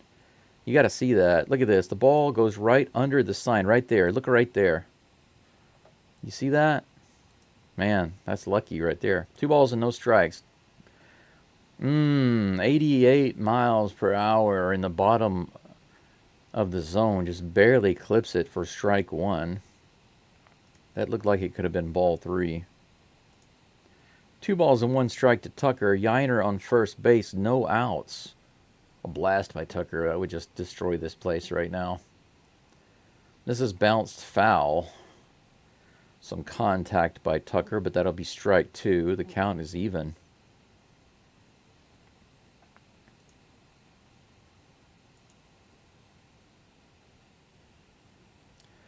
Childhood cancer. That's the charity focus for today. I'm dealing with cancer myself. It's terrible that children have it. It's absolutely awful. Here comes the next pitch. Swing and a miss by Tucker. The catcher seems to have been hit. Did he get hit by Tucker's bat? I'm not sure. Let's take another look. Yeah, he did. He got hit on the head. He got hit on the top of the head by his bat. Wow, that hit pretty hard, right on the top of his head. Wow. Look where he hits him on the top of the head with his bat. And look at this other angle, right here, right in the crease, right there. Ow. He's still down. He didn't get up, guys. He stayed down.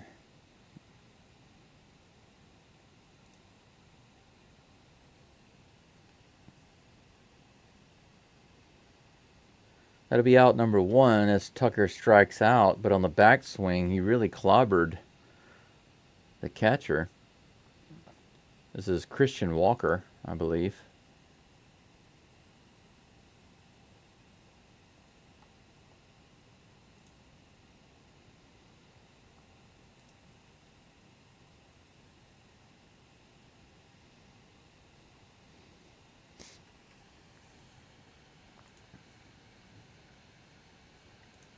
Probably going to be a minute while they check on him. I'll see what's going on in the chat. Anything in the chat, guys? How many likes do we have? Do we have 20 yet? Oh, we're so close. We've got 18. Just two more likes to get to 20.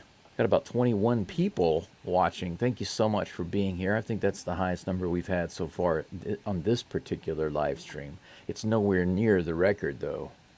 The record so far is around 55, maybe. I have never seen it over 60, so I'm pretty sure that 50, 55 is about the max I've had at one time so far. They finally got the catcher up, and they've got a new one coming in.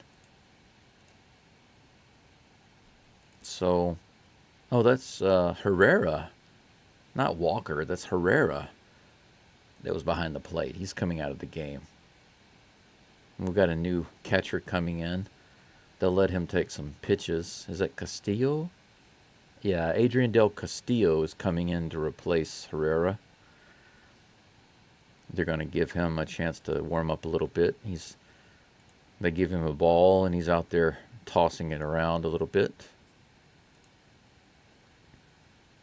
That was funny. The very first throw he went... The return throw was in the dirt, and he missed it. They had to give him another ball. That was funny. He was laughing about it. He's like, okay. All right, let's check the live feed again. My Hero 2. Yeah, Pam, you and I, we are Altuve lovers. Geaux Stros. Amen to that. Geaux Stros. 149 subs. I'm almost at 150. That's great. That's wonderful. One more, I'll be at 150. My next big goal is 500. 500 subs.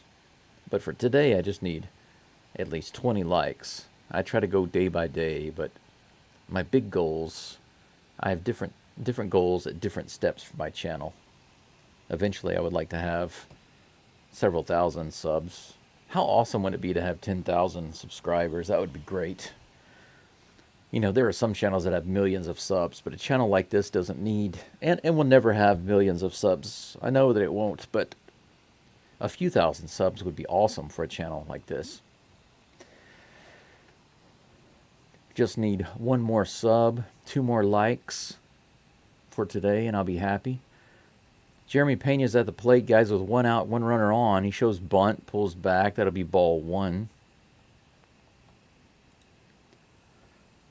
Fat is still on the mound for the Diamondbacks. They don't change pitchers.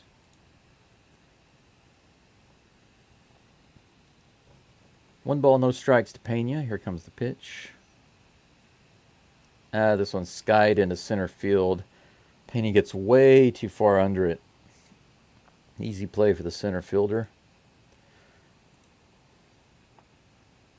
Diaz stays on first base. So the Astros do have another chance. They did create another chance with Yiner getting on. But Tucker struck out. Hit the catcher on the backswing. Yiner comes in. Flies out to center. I'm not the Yiner. Pena comes up to the plate. Flies out. And with 2 outs and a runner on, they're going to bring Brandon Pfaadt out of the game, guys. They're not going to let him face John Singleton. I guess it's because he's a lefty. That's my assumption. So we're going to have another break here for a moment while they make a pitching change. I can concentrate on my subscribers, my team. If you guys have a chance, please either vote in my poll, leave a comment, leave a like on the video, and if you haven't, you're welcome to subscribe. We are in the top, the bottom of the 5th inning. Astros added 3 more runs with Jordan's crushed home run to the upper deck out in right field. Astros are up 4-0 with 8 hits. Just 1 hit so far for the Cardinals. The Cardinals. Man, I was looking at the MLB commercial, and it was showing a highlight of Paul Goldschmidt with the Cardinals. And I said the Cardinals instead of the Diamondbacks. That's funny. The Diamondbacks only have 1 hit this game. Interestingly enough, in this game, the Cardinals have no hits, if you can believe that.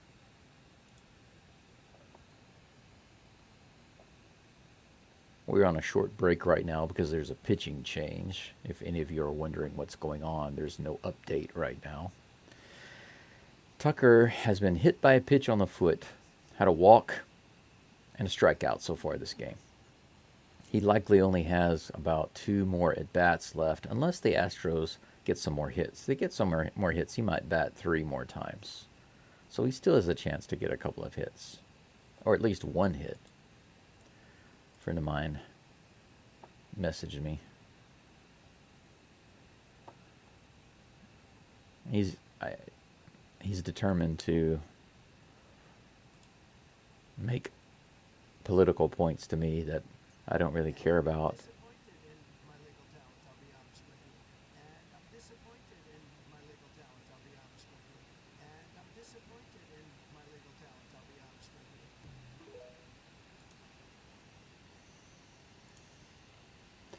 All right, guys, we are back. John Singleton is at the plate, 1 for 2 with a single. Single McSingleton. He tried to be Homer McHomerton with a drive last at bat, but it went foul. Speaking of foul, the very first pitch from Joe Mantipley, if that's how you say his name, is fouled away over on the left side of the plate. Little tapper, strike one. Joe Mantiply. Or Mantiply? Mantiply? Here comes the next pitch. That one's hit down the right side. First baseman grabs it and walks over and steps on first. Easy out. And that will send the Astros back on defense. It's the end of the inning. So ground out McGrounderson ends the inning for the Astros. But the Astros do get 3. Thank goodness. And we have another break. Fromber will be back on the mound in just a moment with 71 pitches so far. Just 1 hit. He's got a shutout going.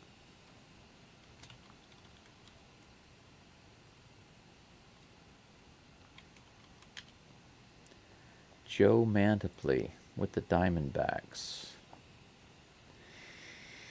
I would guess that he will probably be pitching again in the next inning. So I'm going to go ahead and get his picture and update it on the screen.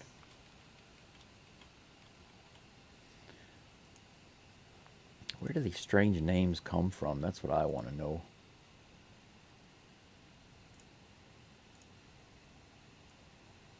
And now suddenly my audio is not working for the game. Of course it isn't.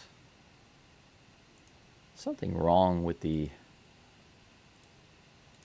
MLB site today. It's been glitching. The sound has been glitching. The video has been glitching. It hasn't been running smoothly. I'm not quite sure what's going on.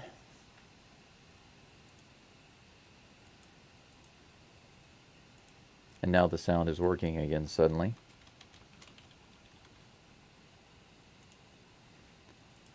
Okay. Got the pictures updated.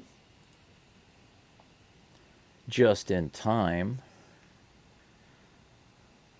Wow. Framber Valdez and Yusei Kikuchi combined so far are 9-1 with a 2.19 ERA. That's great.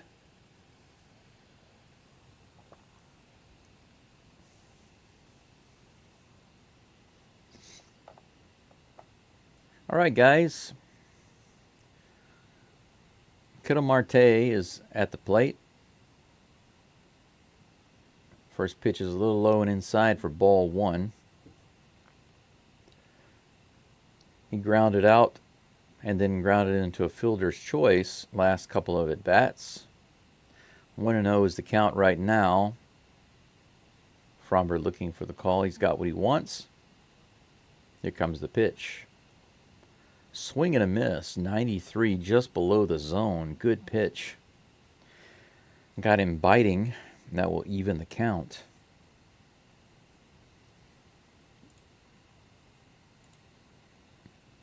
Here comes a 1-1 pitch from Fromber. Ooh, that was a nice pitch. 95 miles an hour on the lower inside corner. Strike 2. Got him looking. Umpire said, yeah, that's in there. Swing and a miss for strike 3.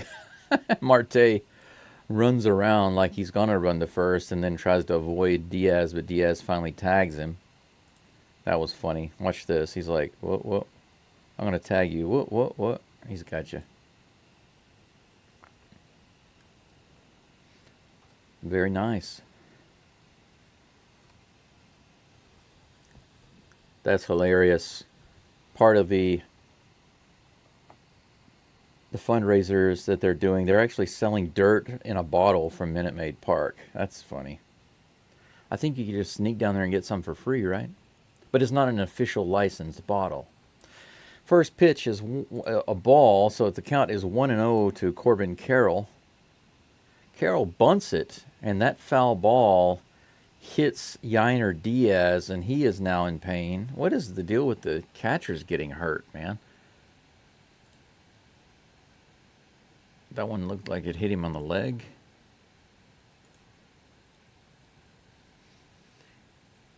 It seems to have stung.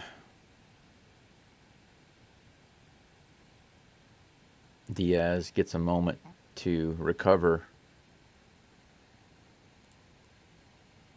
Looks like he's ready to go now. Here comes the 1-1 pitch from Valdez.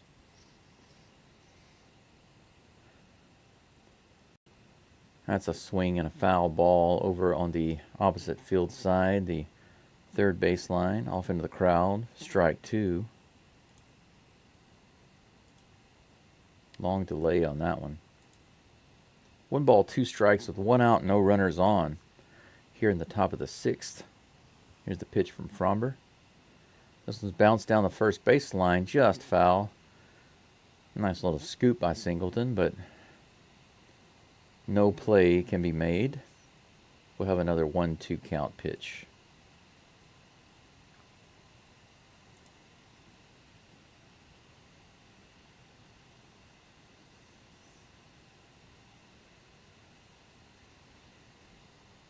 One ball, 2 strikes, 1 out. Corbin Carroll at the plate. Fromber, Valdez on the mound.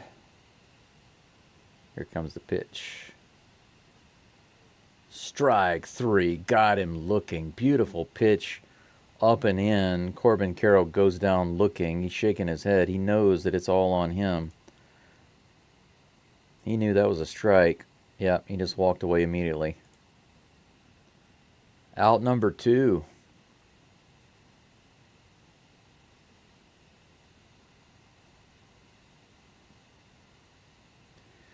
That brings up Randall Grichuk.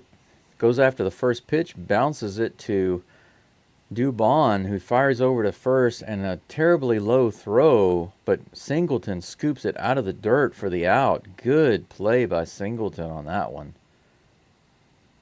Look at that. Bloop. Good catch. Out number 3. Big smile on Fromber's face. He's happy about that. I would be too. 1 hit ball for the Astros for Fromber. Got a shutout going through 6 innings. 1 hit. Astros going to the bottom of the 6th. Ben Gamble. Gamble Slamington comes to the plate in just a moment, followed by Blast McCormick and Mauricio Dubol. Mauricio Double. Mauricio Double. Try to give all these guys nicknames that are related to hits. Singles, doubles, triples, home runs, grand slams. Maybe it will give them some luck. They'll be hitting the ball more often.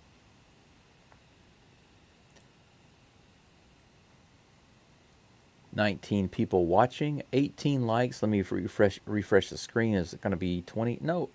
Oh my gosh, one of my likes disappeared. It's going the wrong way. It was at 19 likes. One of them disappeared. Somebody changed their like. That's disappointing. We're going the wrong direction. I need to go up, up, up. I need 2 more likes. Up, up, up, up, up. What's this notification? Yeah, there's been some debate about Spencer Arrighetti after that terrible game the other day. I just feel like people are throwing him under the bus, saying, oh, no, he can't be in our playoff rotation, or he can't be in a World Series rotation or anything like that. And there are even some people talking about using Verlander instead. I mean, are you kidding me? He was the rookie player of the month, or the pitcher of the month last month. He had an amazing ERA, just had great success. He has 1 game that was not all his fault. Jeremy Pena's error cost the Astros 6 runs. Jordan Montgomery is now in the game, so there's another pitching change. And Jake Myers is batting for Gamble. Don't quite understand that move. I would have brought McCormick in for, Myers in for McCormick. That's a strike for the first pitch. Second pitch is a little low. Ball 1.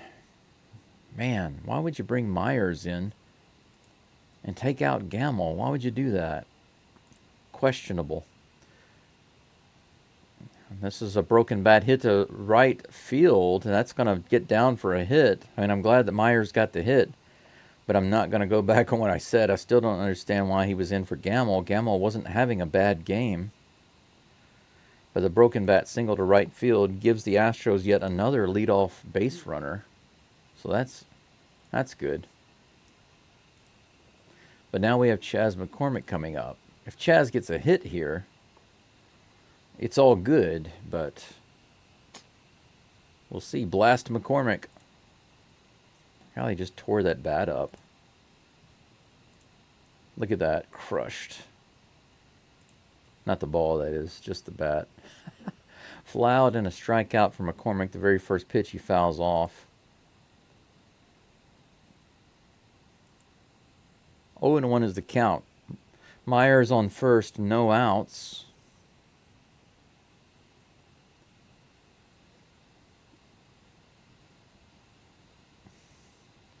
Here comes the pitch.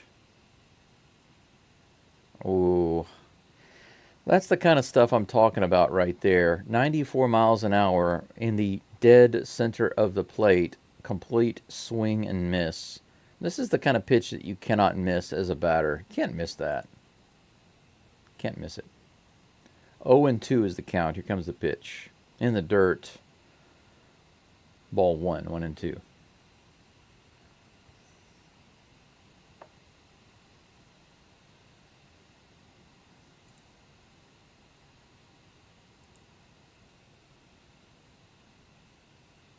Myers takes the lead at first. Here comes a 1-2 pitch to Blast McCormick. Come on, man. Blast off. Inside 94 miles an hour. McCormick fouls it off. Myers was trying to steal second. He's going to have to go back on that play, unfortunately. Was that supposed to be a hit and run, or did McCormick not get the memo? That was a good jump by Myers. Looks like he could have made that one if that ball had gotten by. That was a ball anyway. McCormick could have taken it. 1-2. Here comes the pitch from Montgomery. I'll change his picture if I can. This one's grounded to third, but that's going to be off his foot, actually. That's a foul ball. Jordan Montgomery.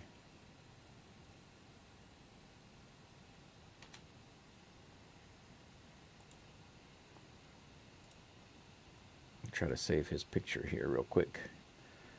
Next pitch to Chas McCormick coming in just a moment. 1-2 pitch.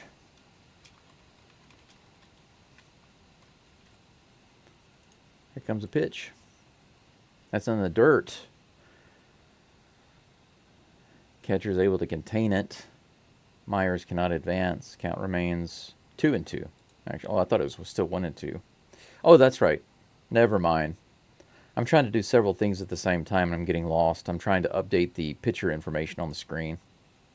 But the count's 2-2 with that ball in the dirt. Montgomery throws over to first. Myers is back easily. I will try to take this opportunity to change the pitcher's name and picture on the screen for you guys.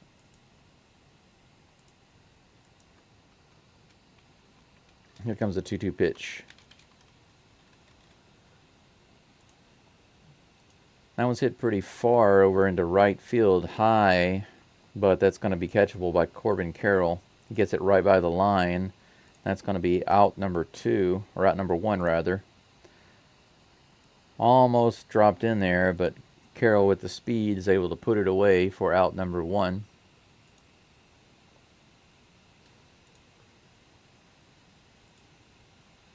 Oh, I need to make that a little smaller or move Fromber's name over. Mauricio Dubon comes up. He's 2 for 2. Oh, Myers is safe at second. Oh my gosh, Myers was picked off at first base, but he booked it to second, and they threw over there, but he was not able to get there on time. The coach for the Diamondbacks is on the horn to try to figure out if they might have a challenge there. But look how close that was. Wow, that was not a bad play at all. McCormick just decided to sell out. He got picked off. He was dead to rights, but the throw to second was just a little too slow. Now Dubon hits it to the right side. Looks like he's going to be safe at first. He is. He dives in at first base. The Astros are working their butts off right now to make things happen, guys. As Dubon gets a hit to the right side. Look how Dubon dives in to make this play at first to be safe. How do you like that? Astros really scrapping right now with runners on the corners. Man, what a play by Dubon. What a hustle. That's going to be the third hit of the game for Dubon. 2 singles and a double. Look at this hustle. Look at that. Man. Jose Altuve comes up with runners on the corners, guys. A double, a single, and a run scored for Altuve so far this game. First pitch is right in there. Taken for strike 1. 79 miles an hour on that pitch.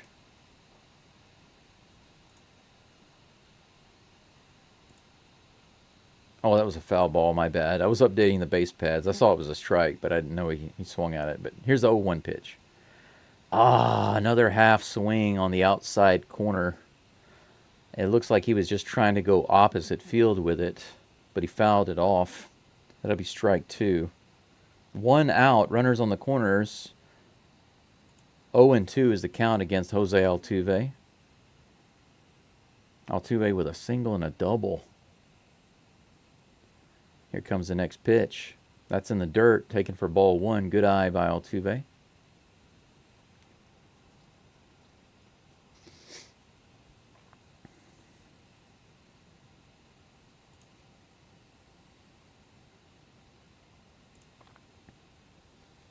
Jordan on deck, just wanting another chance to come up.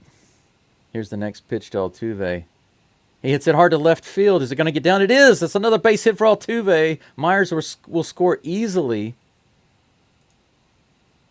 Dubon goes to second. Altuve with another hit and another RBI. Boom. Look at that. Nice strike by Altuve. Runners on first and second. That's my man right there. That is my man. Dubon goes to second. Altuve to first. And that brings up Jordan again with 2 runners on. Are we going to have a repeat? We're going to have another 3-run shot.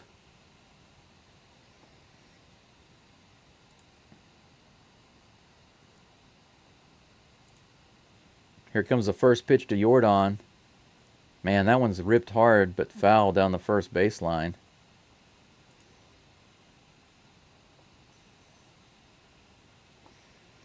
Strike 1 to Jordan after that foul ball.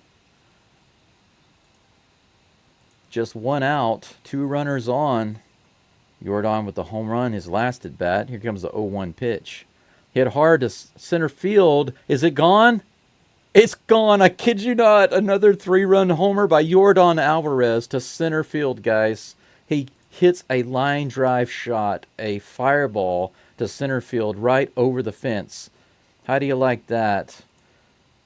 The second home run for Jordan. His second 3-run shot of the game. 110.8 miles an hour over the center field fence. 420 feet. The Astros are up 8-0. 12 hits now in this game as Jordan crosses the plate. Man, this is Astros baseball right here. Scrap to get on base, and then Jordan clears the bases. That's what I'm talking about. Yainer Diaz is now at the plate. He takes the first pitch outside for ball 1. What can you say? What a completely opposite game today compared to what we saw in Cincinnati. Holy cow. 0-1 is the count versus Diaz. A little outside pitch low, but a swing and a miss by Diaz. Another multi-home run game for Jordan. How many is that for him now?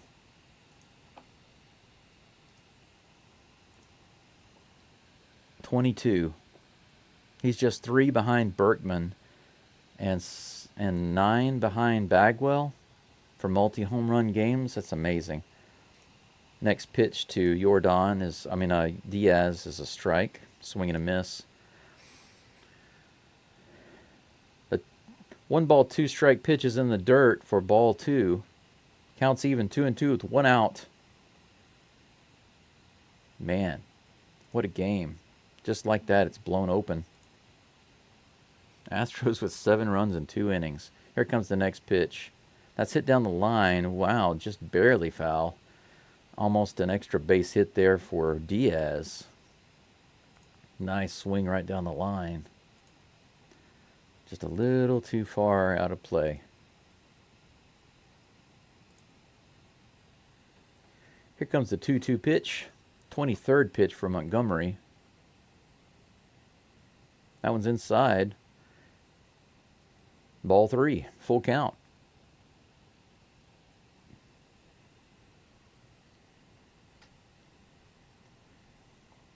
Myers and Dubon working so hard to get on and move around the bases, and then Jordan cleaning it up.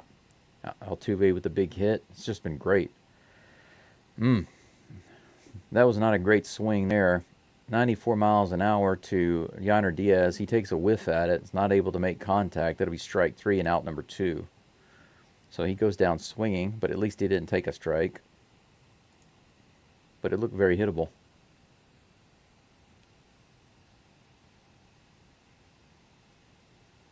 That's funny. Jordan hit it into the bullpen, the Astros bullpen out there, and he's pointing to the pitchers. They're cheering. They were cheering at him as he walked around to the bases.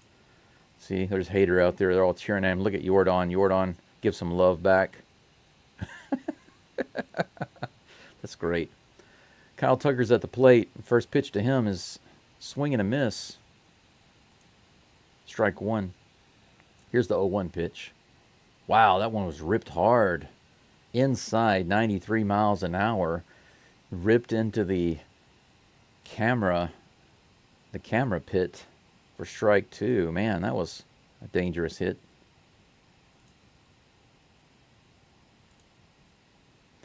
Oh and 2 to Kyle Tucker, looking for his first hit of the game. First hit of being back with the Astros in the lineup.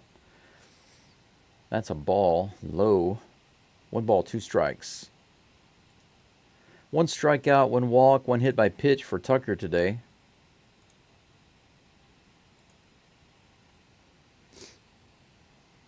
Here comes the pitch. A little outside, ball 2. Good eye by Tucker.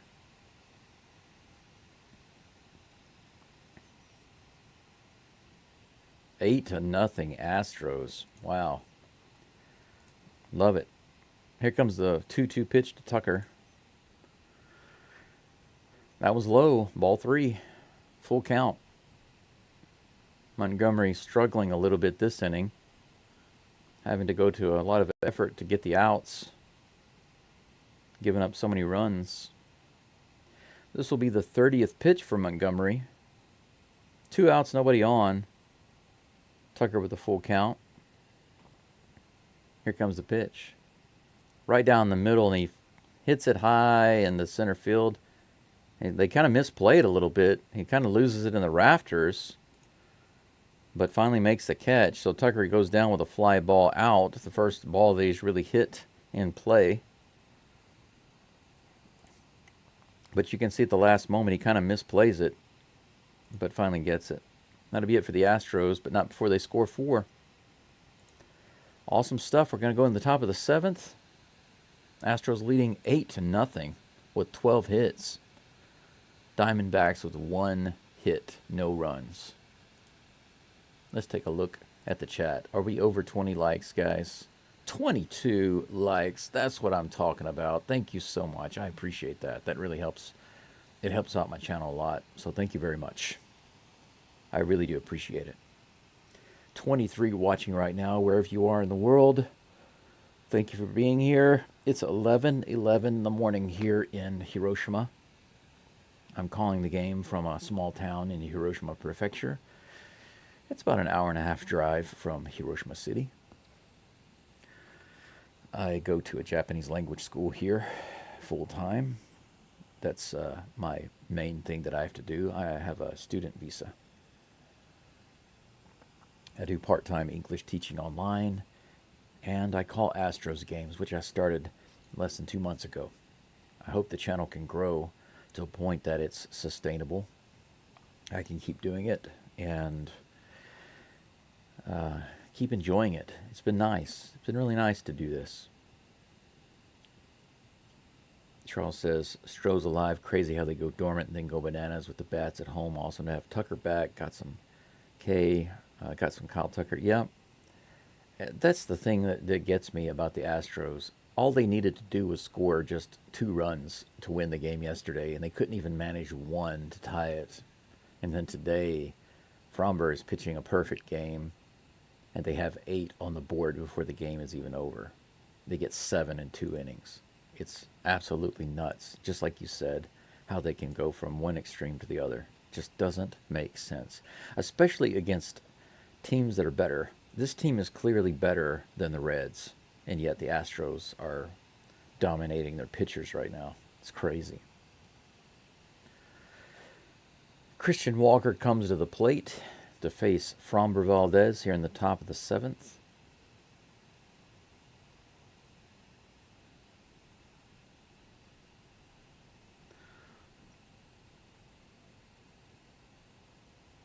Chaz moves over to right field. Jake Myers will be in center. Yordan Alvarez stays in the game in left field. Whitcomb is now over on third base. First pitch is fouled away by Christian Walker for strike 1. 92 miles an hour on that pitch.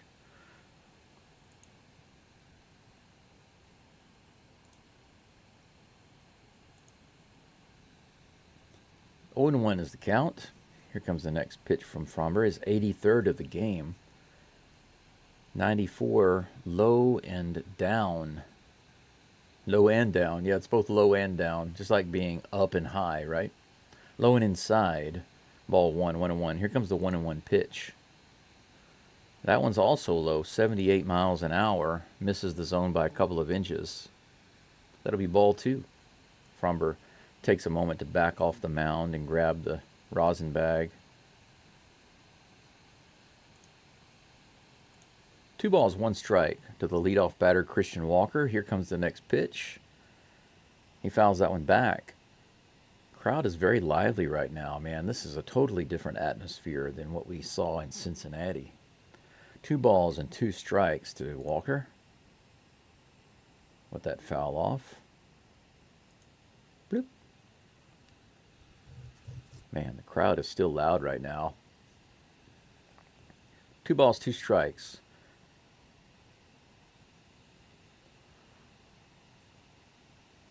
Here comes the 2-2 pitch to Christian Walker. That one's in the dirt. Breaking ball. Ball 3. Count is full.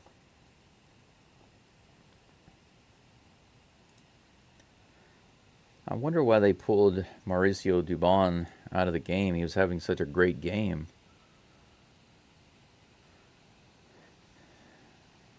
I wonder if he hurt himself a little bit sliding into first base. Well, that's going to be a leadoff walk with a wild pitch in the dirt by Valdez. Diaz is going to have to run to the back and chase it as it bounces off to the side. He's got to rush over there and get that. Walker walks to first. So Walker has walked twice. He lives up to his name.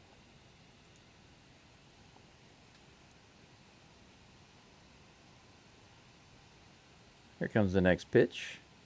88 miles an hour. A little high. Ball 1. Eugenio Suarez. Suarez ready to take the next pitch. A little inside. Ball 2. Too many balls now by Fromber. He's about to throw his 90th pitch. He might not be in the game for much longer if he doesn't get his control back. Here comes the pitch. He quickly hurries to the mound and steps off the mound and does a fake throw to reset the clock. That was funny. Now he's back on the mound, ready to deliver the pitch. He gets that one. I got to show this to you. You got to see this. Watch this. He's like, whip. He just wanted to reset the clock real quick. That was funny. 3 balls, no strikes. That one was out of the zone. Next pitch is actually in there for strike 1. 3 balls and 1 strike. As Fromber threatens to walk another runner here, another batter. Here comes the 3-1 pitch. That one's in there. Swing and foul ball. Full count. 3 straight balls and then 2 strikes.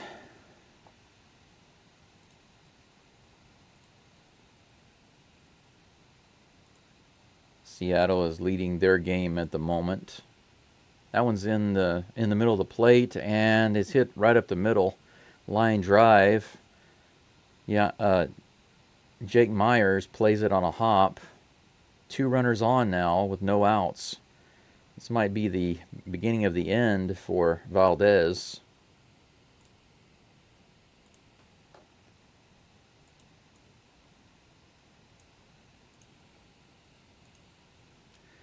Josh Miller, the the coach for the Astros, is going to take a little stroll out to the mound and have a mini meeting with Diaz, Fromber, Singleton, and Pena. Mariners are winning 3-0 over the Cardinals. The Angels are beating the Rangers 5-1, guys, in the top of the 9th. How do you like that? Little meeting on the mound, a little chit-chat. Hector Neris is warming up in the bullpen for the Astros at the moment. Glad to see somebody warming up there.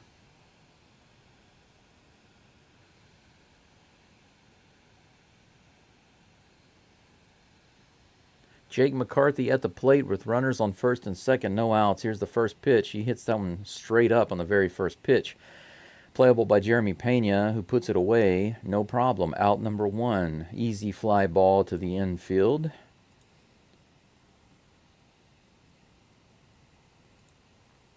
Good result in the very first pitch of that at bat.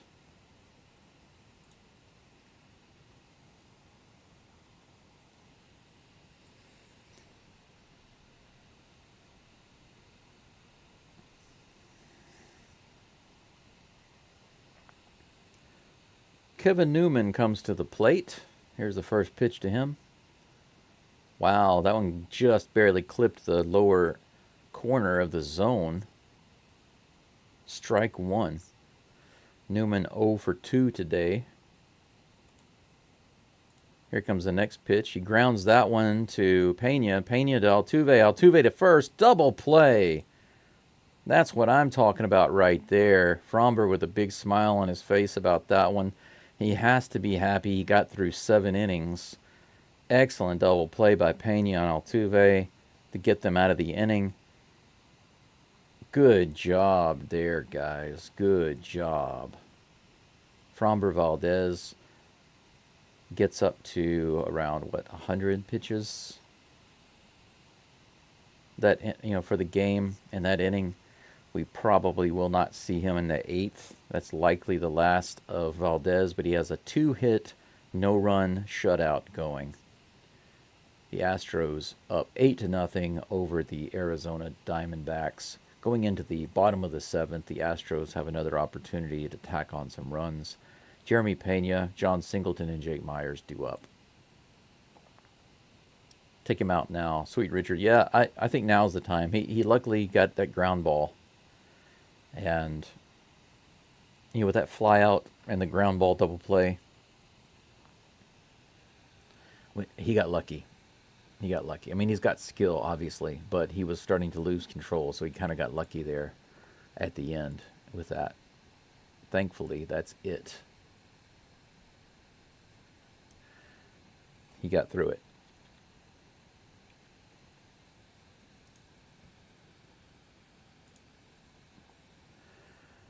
Ooh, man. I kind of want something else to drink, but I'm not sure that a third cup of coffee is on my agenda this morning. It's now 11:20 in the morning. I don't know where you guys and gals are, but wherever you are, thanks for being here. Got about 25 people watching right now. Up to 24 likes. I appreciate that very, very much. My goal currently is around 20, at least 20 likes on the video. So I do appreciate you helping me get to that mark.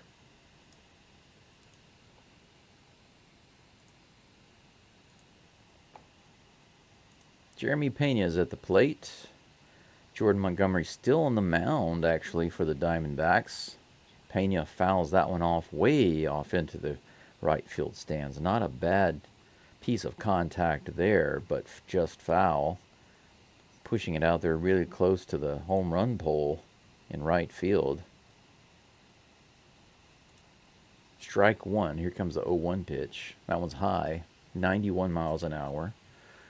Ball one.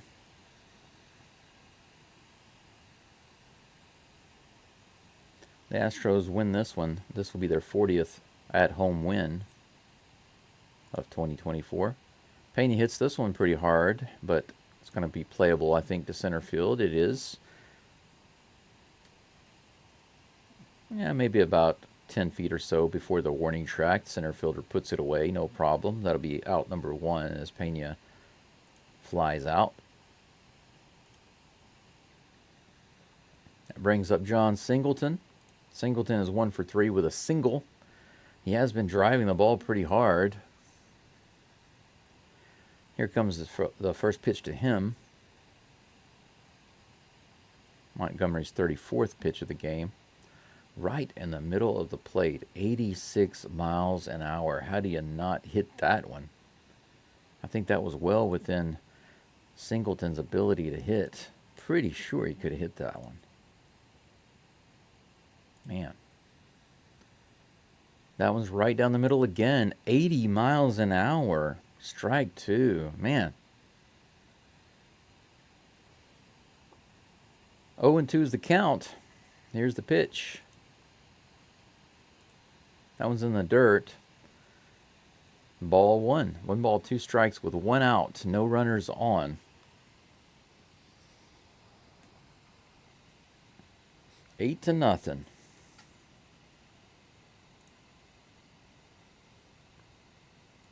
Here comes a 1-2 pitch. That one's hit to the right side. Second baseman dives for it, bobbles it, and then fires the first. No problem. He's able to put Singleton away, even with the bobble on the recovery. Nice play.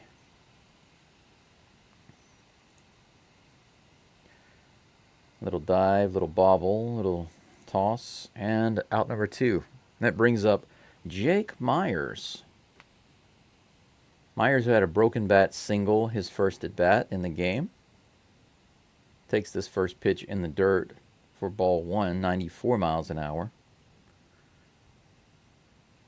Really good hustle on the part of Myers and Dubon last inning to get on base and then move around the bases. That's going to be in there for a strike. 1-1 is the count against Myers.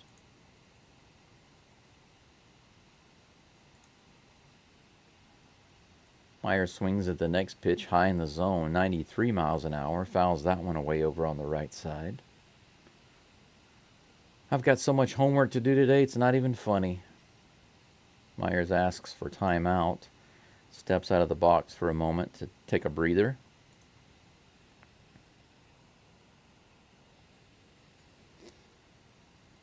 I think I want to get my preview screen adjusted a little better. Next pitch to Myers is fouled off again. No, it's going to be down the third baseline. Suarez throws to first base and gets him for the third out. That's going to be it for the Astros. We're going to go into the top of the 8th. Astros leading 8-0. Uneventful inning there for the Astros.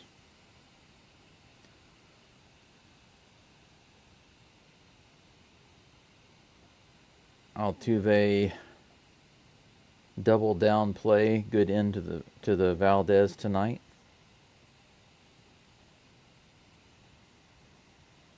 Yeah, it is. A double play, it's fitting that Valdez will get a double play to head out of the game, right?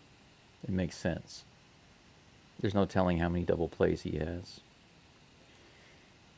I've got a lot of homework to do today, and how many lessons do I have? I've got multiple lessons to do today. It is Saturday for me. That means that I've got so many lessons. I've got 1, 2, 3, 4, 5, 6, 7.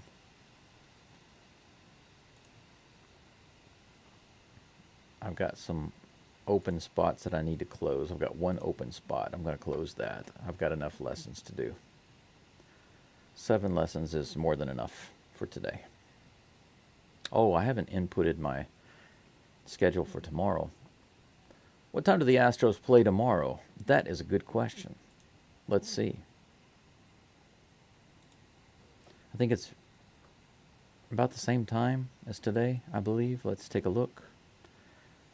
Oh, no. Tomorrow's game is really early. For me, it's 5:10 in the morning. 5:10 in the morning. Wow, yeah, I got to get up early for that one. I got to get up at 4:30 to do that game.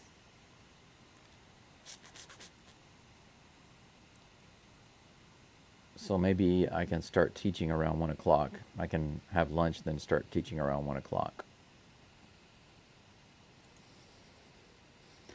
Yep, that's what I'll do.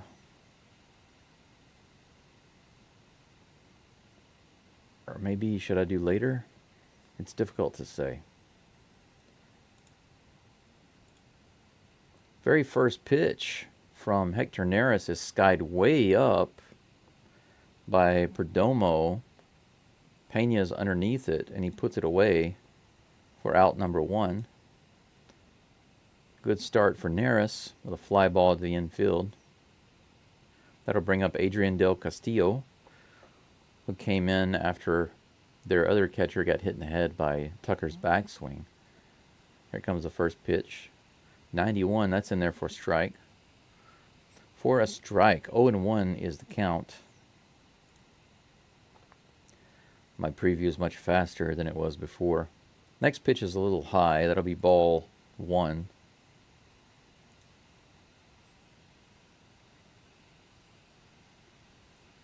One ball, one strike, 1 out. Castillo swings at that one. That was a nice curveball by Neris. Strike 2, 1-2.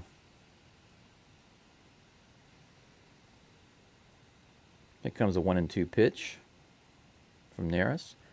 This one's really high out to right field, but it looks like it's going to be too high and it'll stay in the park. Jason Hayward is in the game, and he will manage to finally put it away right at the warning track after skating around and pedaling and backpedaling. Out number 2. That brings up Ketel Marte.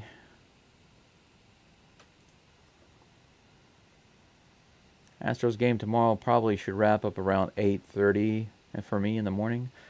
9:30, 10:30, 11:30, 12:30. That'll give me several hours to work on homework. First pitch to Marte is in there for a strike. 0-1 is the count. That one's in the dirt. Second pitch, ball 1. 1-1. I think I can start teaching at 1:30. I'll do that. I'll do 1:30.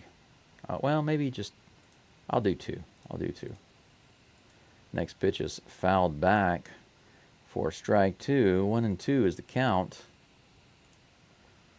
Trying to work out my teaching schedule for tomorrow. I realized that I hadn't updated it.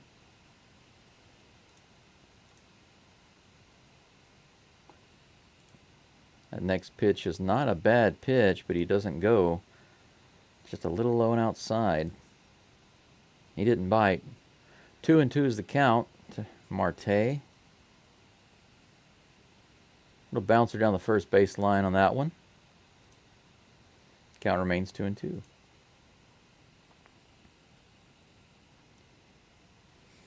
Top of the 8th inning, guys. Astros just a few outs away from wrapping this up and getting a shutout. Here's the 2-2 pitch to Marte. Oh, a check swing. Did he go? Oh, they didn't even ask the umpire on the third base side. I feel like they should have asked about that. They didn't. That'd be a full count.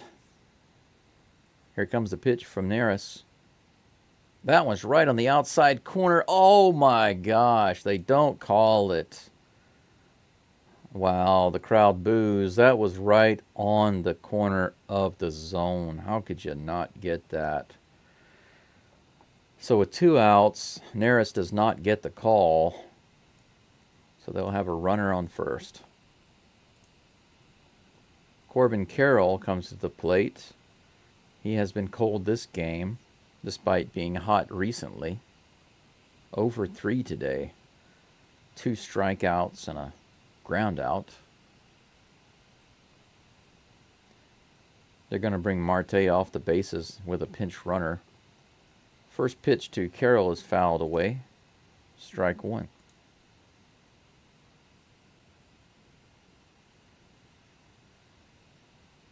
Here comes the next pitch. This one's hit to left field. Is it going to be playable? It is. Blast McCormick takes it for no problem. That'll be the 3rd out. It's looking like Corbin Carroll is going to break his 17-game on-base streak. It's either is it a hit streak or it's on-base streak? 17 games in a row. It looks like he's not going to be able to get his 18th. This is going to break his streak. So basically the hottest player on the Diamondbacks right now is over 4 in this game. That's great. Glad to see that the Astros can give him a nice gift like that. All good things must come to an end, my son. It is the way of things. Let's see. All right, yeah, I've got a class tomorrow night at 8 o'clock, so I want to have a little break there. All right, I'm going to update my schedule, but then I need to make some changes for Monday. Monday.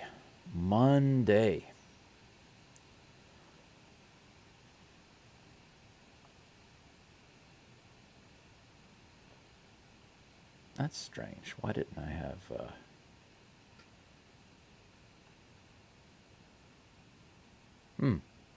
That's just weird. That's weird, guys. I didn't have... I'm looking at my class schedules. I have to input my own schedule. I get to make my own schedule, basically. But... the thing about that is, you need to get as many classes as you can, right? But at the same time, I need to balance the time so that I can get my homework done and my study. In the mornings, Monday through Friday, I have classes.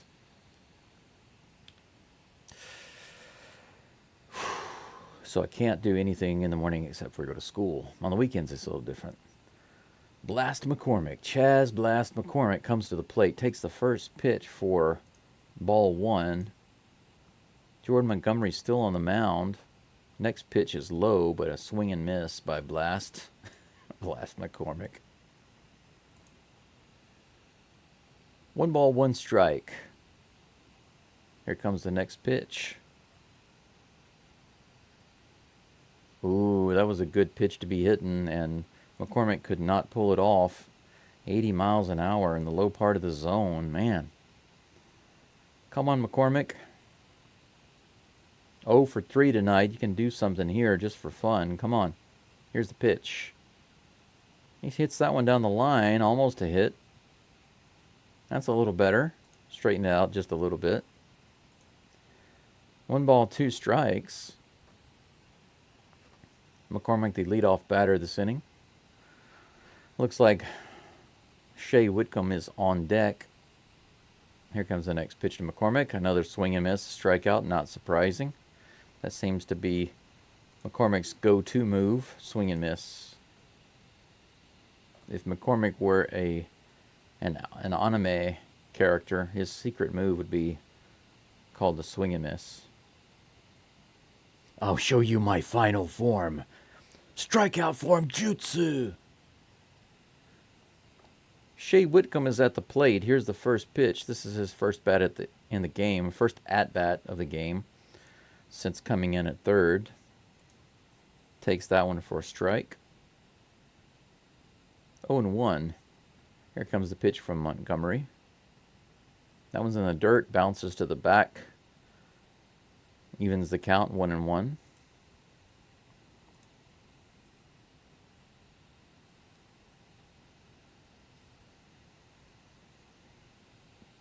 One ball, one strike, one out. Here's the pitch. Whitcomb swings at that one and misses. 84 miles an hour on the outside corner. One ball, two strikes. See if we got anything going in the chat. Is Japanese a tonal or phonetic language? Hang on one second. Shea Whitcomb hits it into left field. That's a line drive, but that's going to be playable. Out number 2. Nice bat on the ball, just not in a good spot. That'll bring up Jose Altuve. Altuve's had a great game. His batting average has moved back up a little bit. He's sitting at 297. 3 hits this game for Altuve.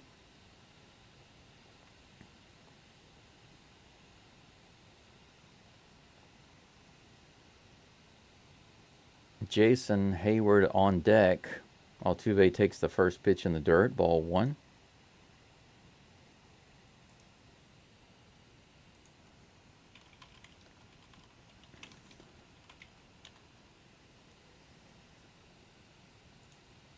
Okay. 1 ball, no strikes to Altuve, no runners on. Here's the next pitch. A little outside and low, ball 2. Good eye by Altuve right now. Just to answer your question, Richard, it's a more phonetic language, it's not tonal. Here comes the next pitch to Altuve. It's in the dirt, ball 3, 3-0. They're not wanting to pitch to Altuve right now. I can't blame him. He's been hot this game. He's 3 for 4. He's been the man.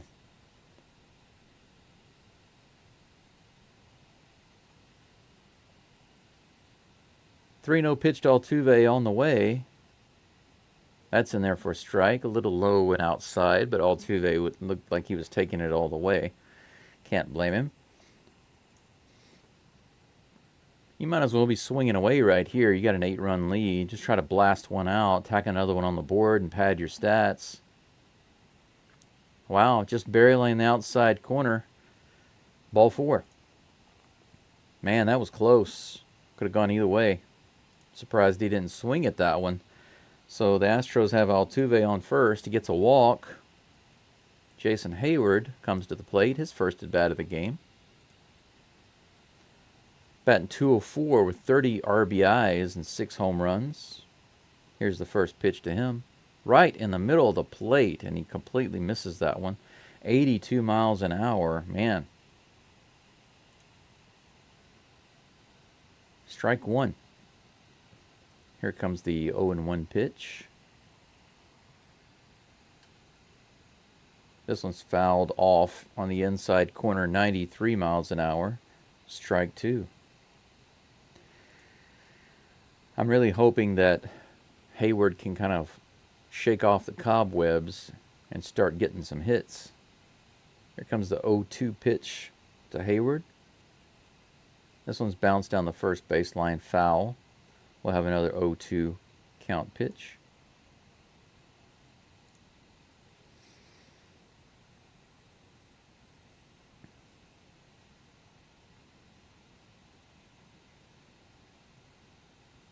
Here comes the 0-2 pitch. Hayward takes that one outside. It rolls around in the dirt. Now, Altuve does not advance.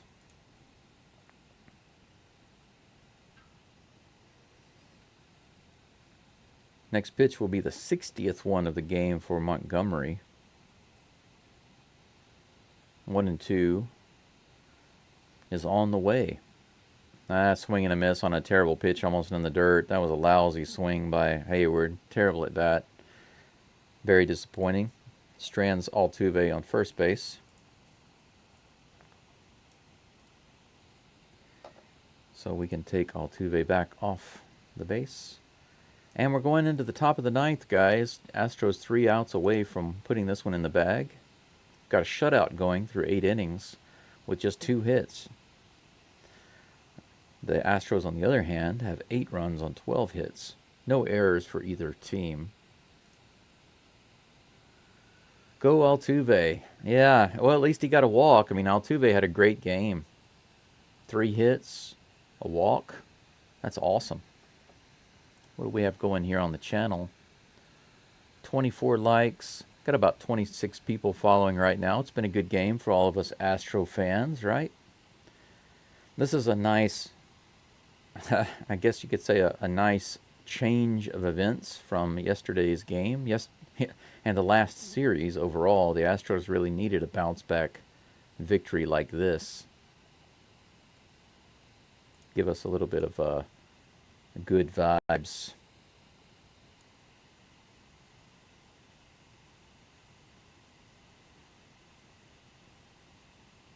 See if I can get that centered a little better. There we go, that's better. I don't know why it got so far off.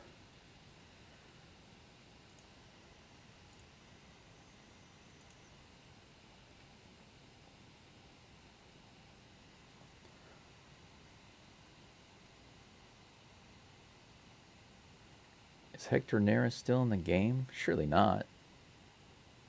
They've still got him on the mound. On the screen, it changed back to Framber Valdez. I know that's not right. Hernandez. Nick Hernandez, guys, is on the mound.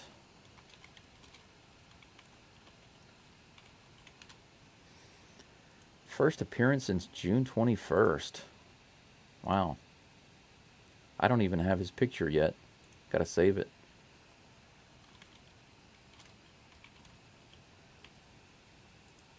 He went to high school in Dallas. That's interesting. First pitch is a strike. Nice pitch. He's facing Randall Grichuk. Here comes the 0-1 pitch to Grichuk. This one's hit a little soft fly to center field. Myers comes in quickly, gets underneath it, and puts it away. No problem. That'll be out number 1. Bloop. Good start to the 9th inning.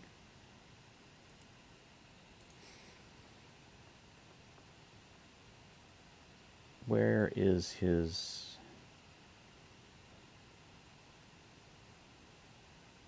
Oh, did I save his picture in the wrong spot? I think I did. I think I saved his picture in the wrong folder. Strike 1. Another nice pitch there. Delivered to Pavin Smith, who's pinch hitting for Christian Walker. Another pitch in there on the outside corner, 83 miles an hour. Good pitch by Hernandez.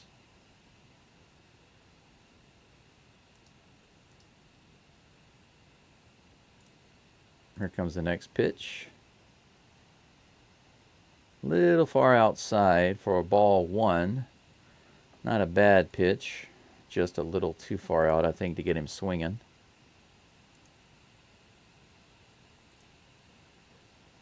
Yeah, I accidentally saved his picture in the wrong folder.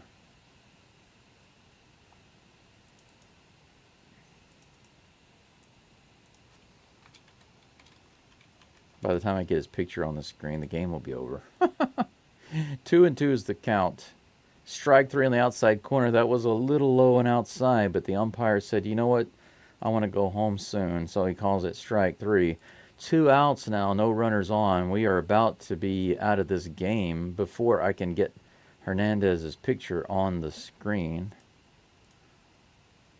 Boom. Well, I got his picture updated. What about his name? Can I get his name updated before the game is over? We'll try. Boom, it's on the screen. First pitch, next batter is a strike. Who's the batter, though? Boom, there we go. These names are too long for the screen. Next pitch is just a little outside. Eugenio Suarez is at the plate. 1 ball, 1 strike. Ugh. Coffee grounds in the bottom of my cup. Oh my gosh. 1-1. Here's the pitch. This one hits high into right field. Long run over for Hayward. And he makes the nice sliding catch. Long way over. Look at that. Nice catch by Hayward out in right field. And that does it. Out number 3. Nick Hernandez does a great job for the Astros to come in the 9th inning and get those last 3 outs. And what a great catch by Hayward to end it. Look at this nice sliding catch after a long run. This is the kind of Astros game that I like to see because the hitting was good. The pitching was great. Well, the hitting was great. The pitching was great. The defense was great. And the Astros worked their butts off to get on base and to move around the bases. You couldn't ask for anything more from your team to just show so much care and desire to win that the Astros showed in this first game against the Diamondbacks at home. You know, they just lost a series versus the Reds. It would have been very easy to be demotivated, and you're back at home to maybe have some road fatigue, a little lethargic, but they were able to do it. My poll about Tucker, I'll go ahead and end the poll. Will Tucker get a hit this game? The poll results, probably not. Those of you who said probably not yet, you were right. Tucker did get hit by pitch and a walk, but the closest he got to actually getting a hit, apart from getting hit, was his fly out, his shallow fly out to center field. The Astros win this game 8-0, and I'm going to give you guys a really quick recap, and then I've got to get to my homework. Let's take a quick look at what the Astros did today. Great game. Framber Valdez went 7 complete innings, gave up just 2 hits and no runs. Complete shutout for the Astros today. And Valdez, 14-6 now. His ERA for this game was 0. Just 3 walks, 7 strikeouts.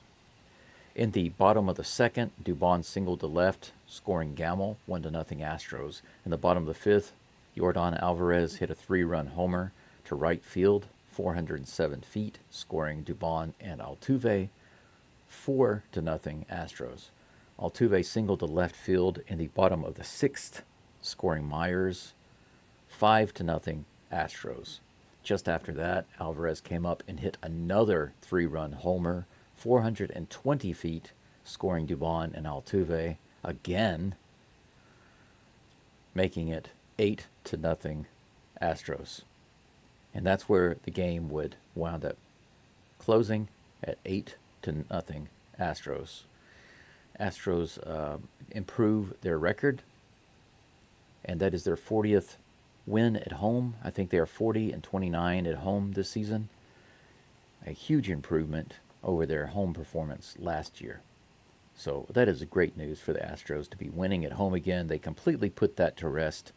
The question of whether or not the Astros could win at home, it is a distant memory, guys. Who else is worth mentioning this game besides Framber's excellent pitching performance through 7 and the Astros' excellent batting performance and their tremendous hustle and defense? What about the relievers? We had Hector Neris come in the 8th inning and Nick Hernandez in the 9th inning. Neris, he had 1 walk, but no hits, gave up no runs. Very important. Nick Hernandez came in, 3 up and 3 down, guys, with a great catch by Jason Hayward in right field to end the inning and end the game. Excellent performance by our relievers in the 8th and 9th inning. Quick look around the league. It looks like the Mariners are going to pull out their win against the Cardinals. It's in the top of the ninth right now, and they're leading 5-1. Most likely that game is in the bag for the Mariners. So the current lead that the Astros have over the Mariners is likely going to remain. The Angels beat the Rangers 5-1, so that's cool. Rangers continue to fall further and further behind. But let's take a quick look at the standings, and I'll let you know what's going on there. I wonder if I can pull it up on this screen. Actually, I can. I can bring it down to my other screen so you guys can kind of see it. There we go. AL West right here, Astros in first, but now I can't see it. It's too small on this screen, and I don't have my glasses on, but the Astros are 76, is that right, and 65? It says right now they're 5 games ahead, and technically they are because the Mariners game is not over yet, but when the Mariners win in just a few minutes, which they likely will, this is going to change back to 4.5 games. So I'm just going to say that the Astros continue to remain 4.5 games ahead of the Mariners for now, and that's where they stand. The game tomorrow for the Astros. Game 2 versus the Diamondbacks in Minute Maid Park. This game is going to start a little bit earlier, about 4 hours earlier than today. I'm going to have to get up at about 4:30 in the morning to call this game, but I will be here tomorrow, so no worries. And it looks like Yusei Kikuchi is going to be back on the mound tomorrow. Looking forward to that. He'll be facing Eduardo Rodriguez. Rodriguez, his ERA is not stellar. It's 5.3. Is that right? I'm going to have to open up another screen on my big screen to see this. I don't have my glasses on right now, so I can't see the small type. My laptop screen is very small, so I have to open it up on my big screen so that I can read it properly. Paste and go. Okay, I can read that much better. Rodriguez's ERA is 5.33. He's 2-1. In 25 innings, he's given up 28 hits, so he's given up more hits than he's pitched innings. 7 walks and 4 home runs. So out of 25 innings, he's allowed 35 runners to get on, 4 of those being homers.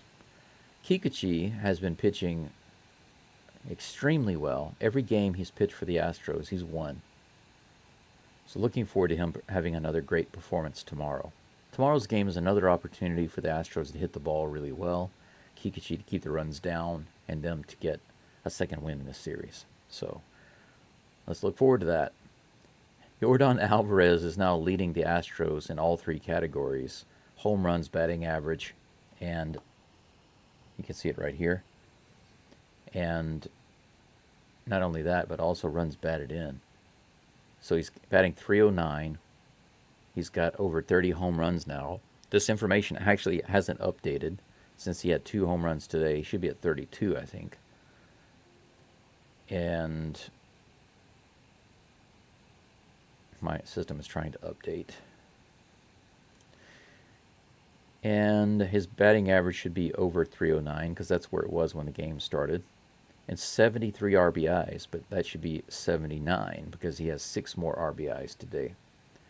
Yordan just really killing it right now. He's coming on strong. He's been coming on strong for the past couple of months. Really pouring it on just when the Astros need it. Astros have a 51.4% chance of winning tomorrow according to the matchup predictor on ESPN. But that's all that information. Let's check the chat before I head out of here.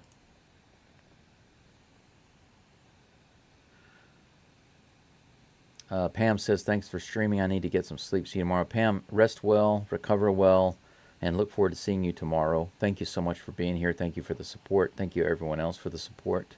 Remember that I will be here a little earlier. The game tomorrow is about 4 hours earlier than it was today, so just keep that in mind. I do hope that you check back. If you haven't subscribed already, I do hope that you do that. I'm at 151 now, 151 subscribers. I'm really happy to get over that 150 mark. Next big goal is 500.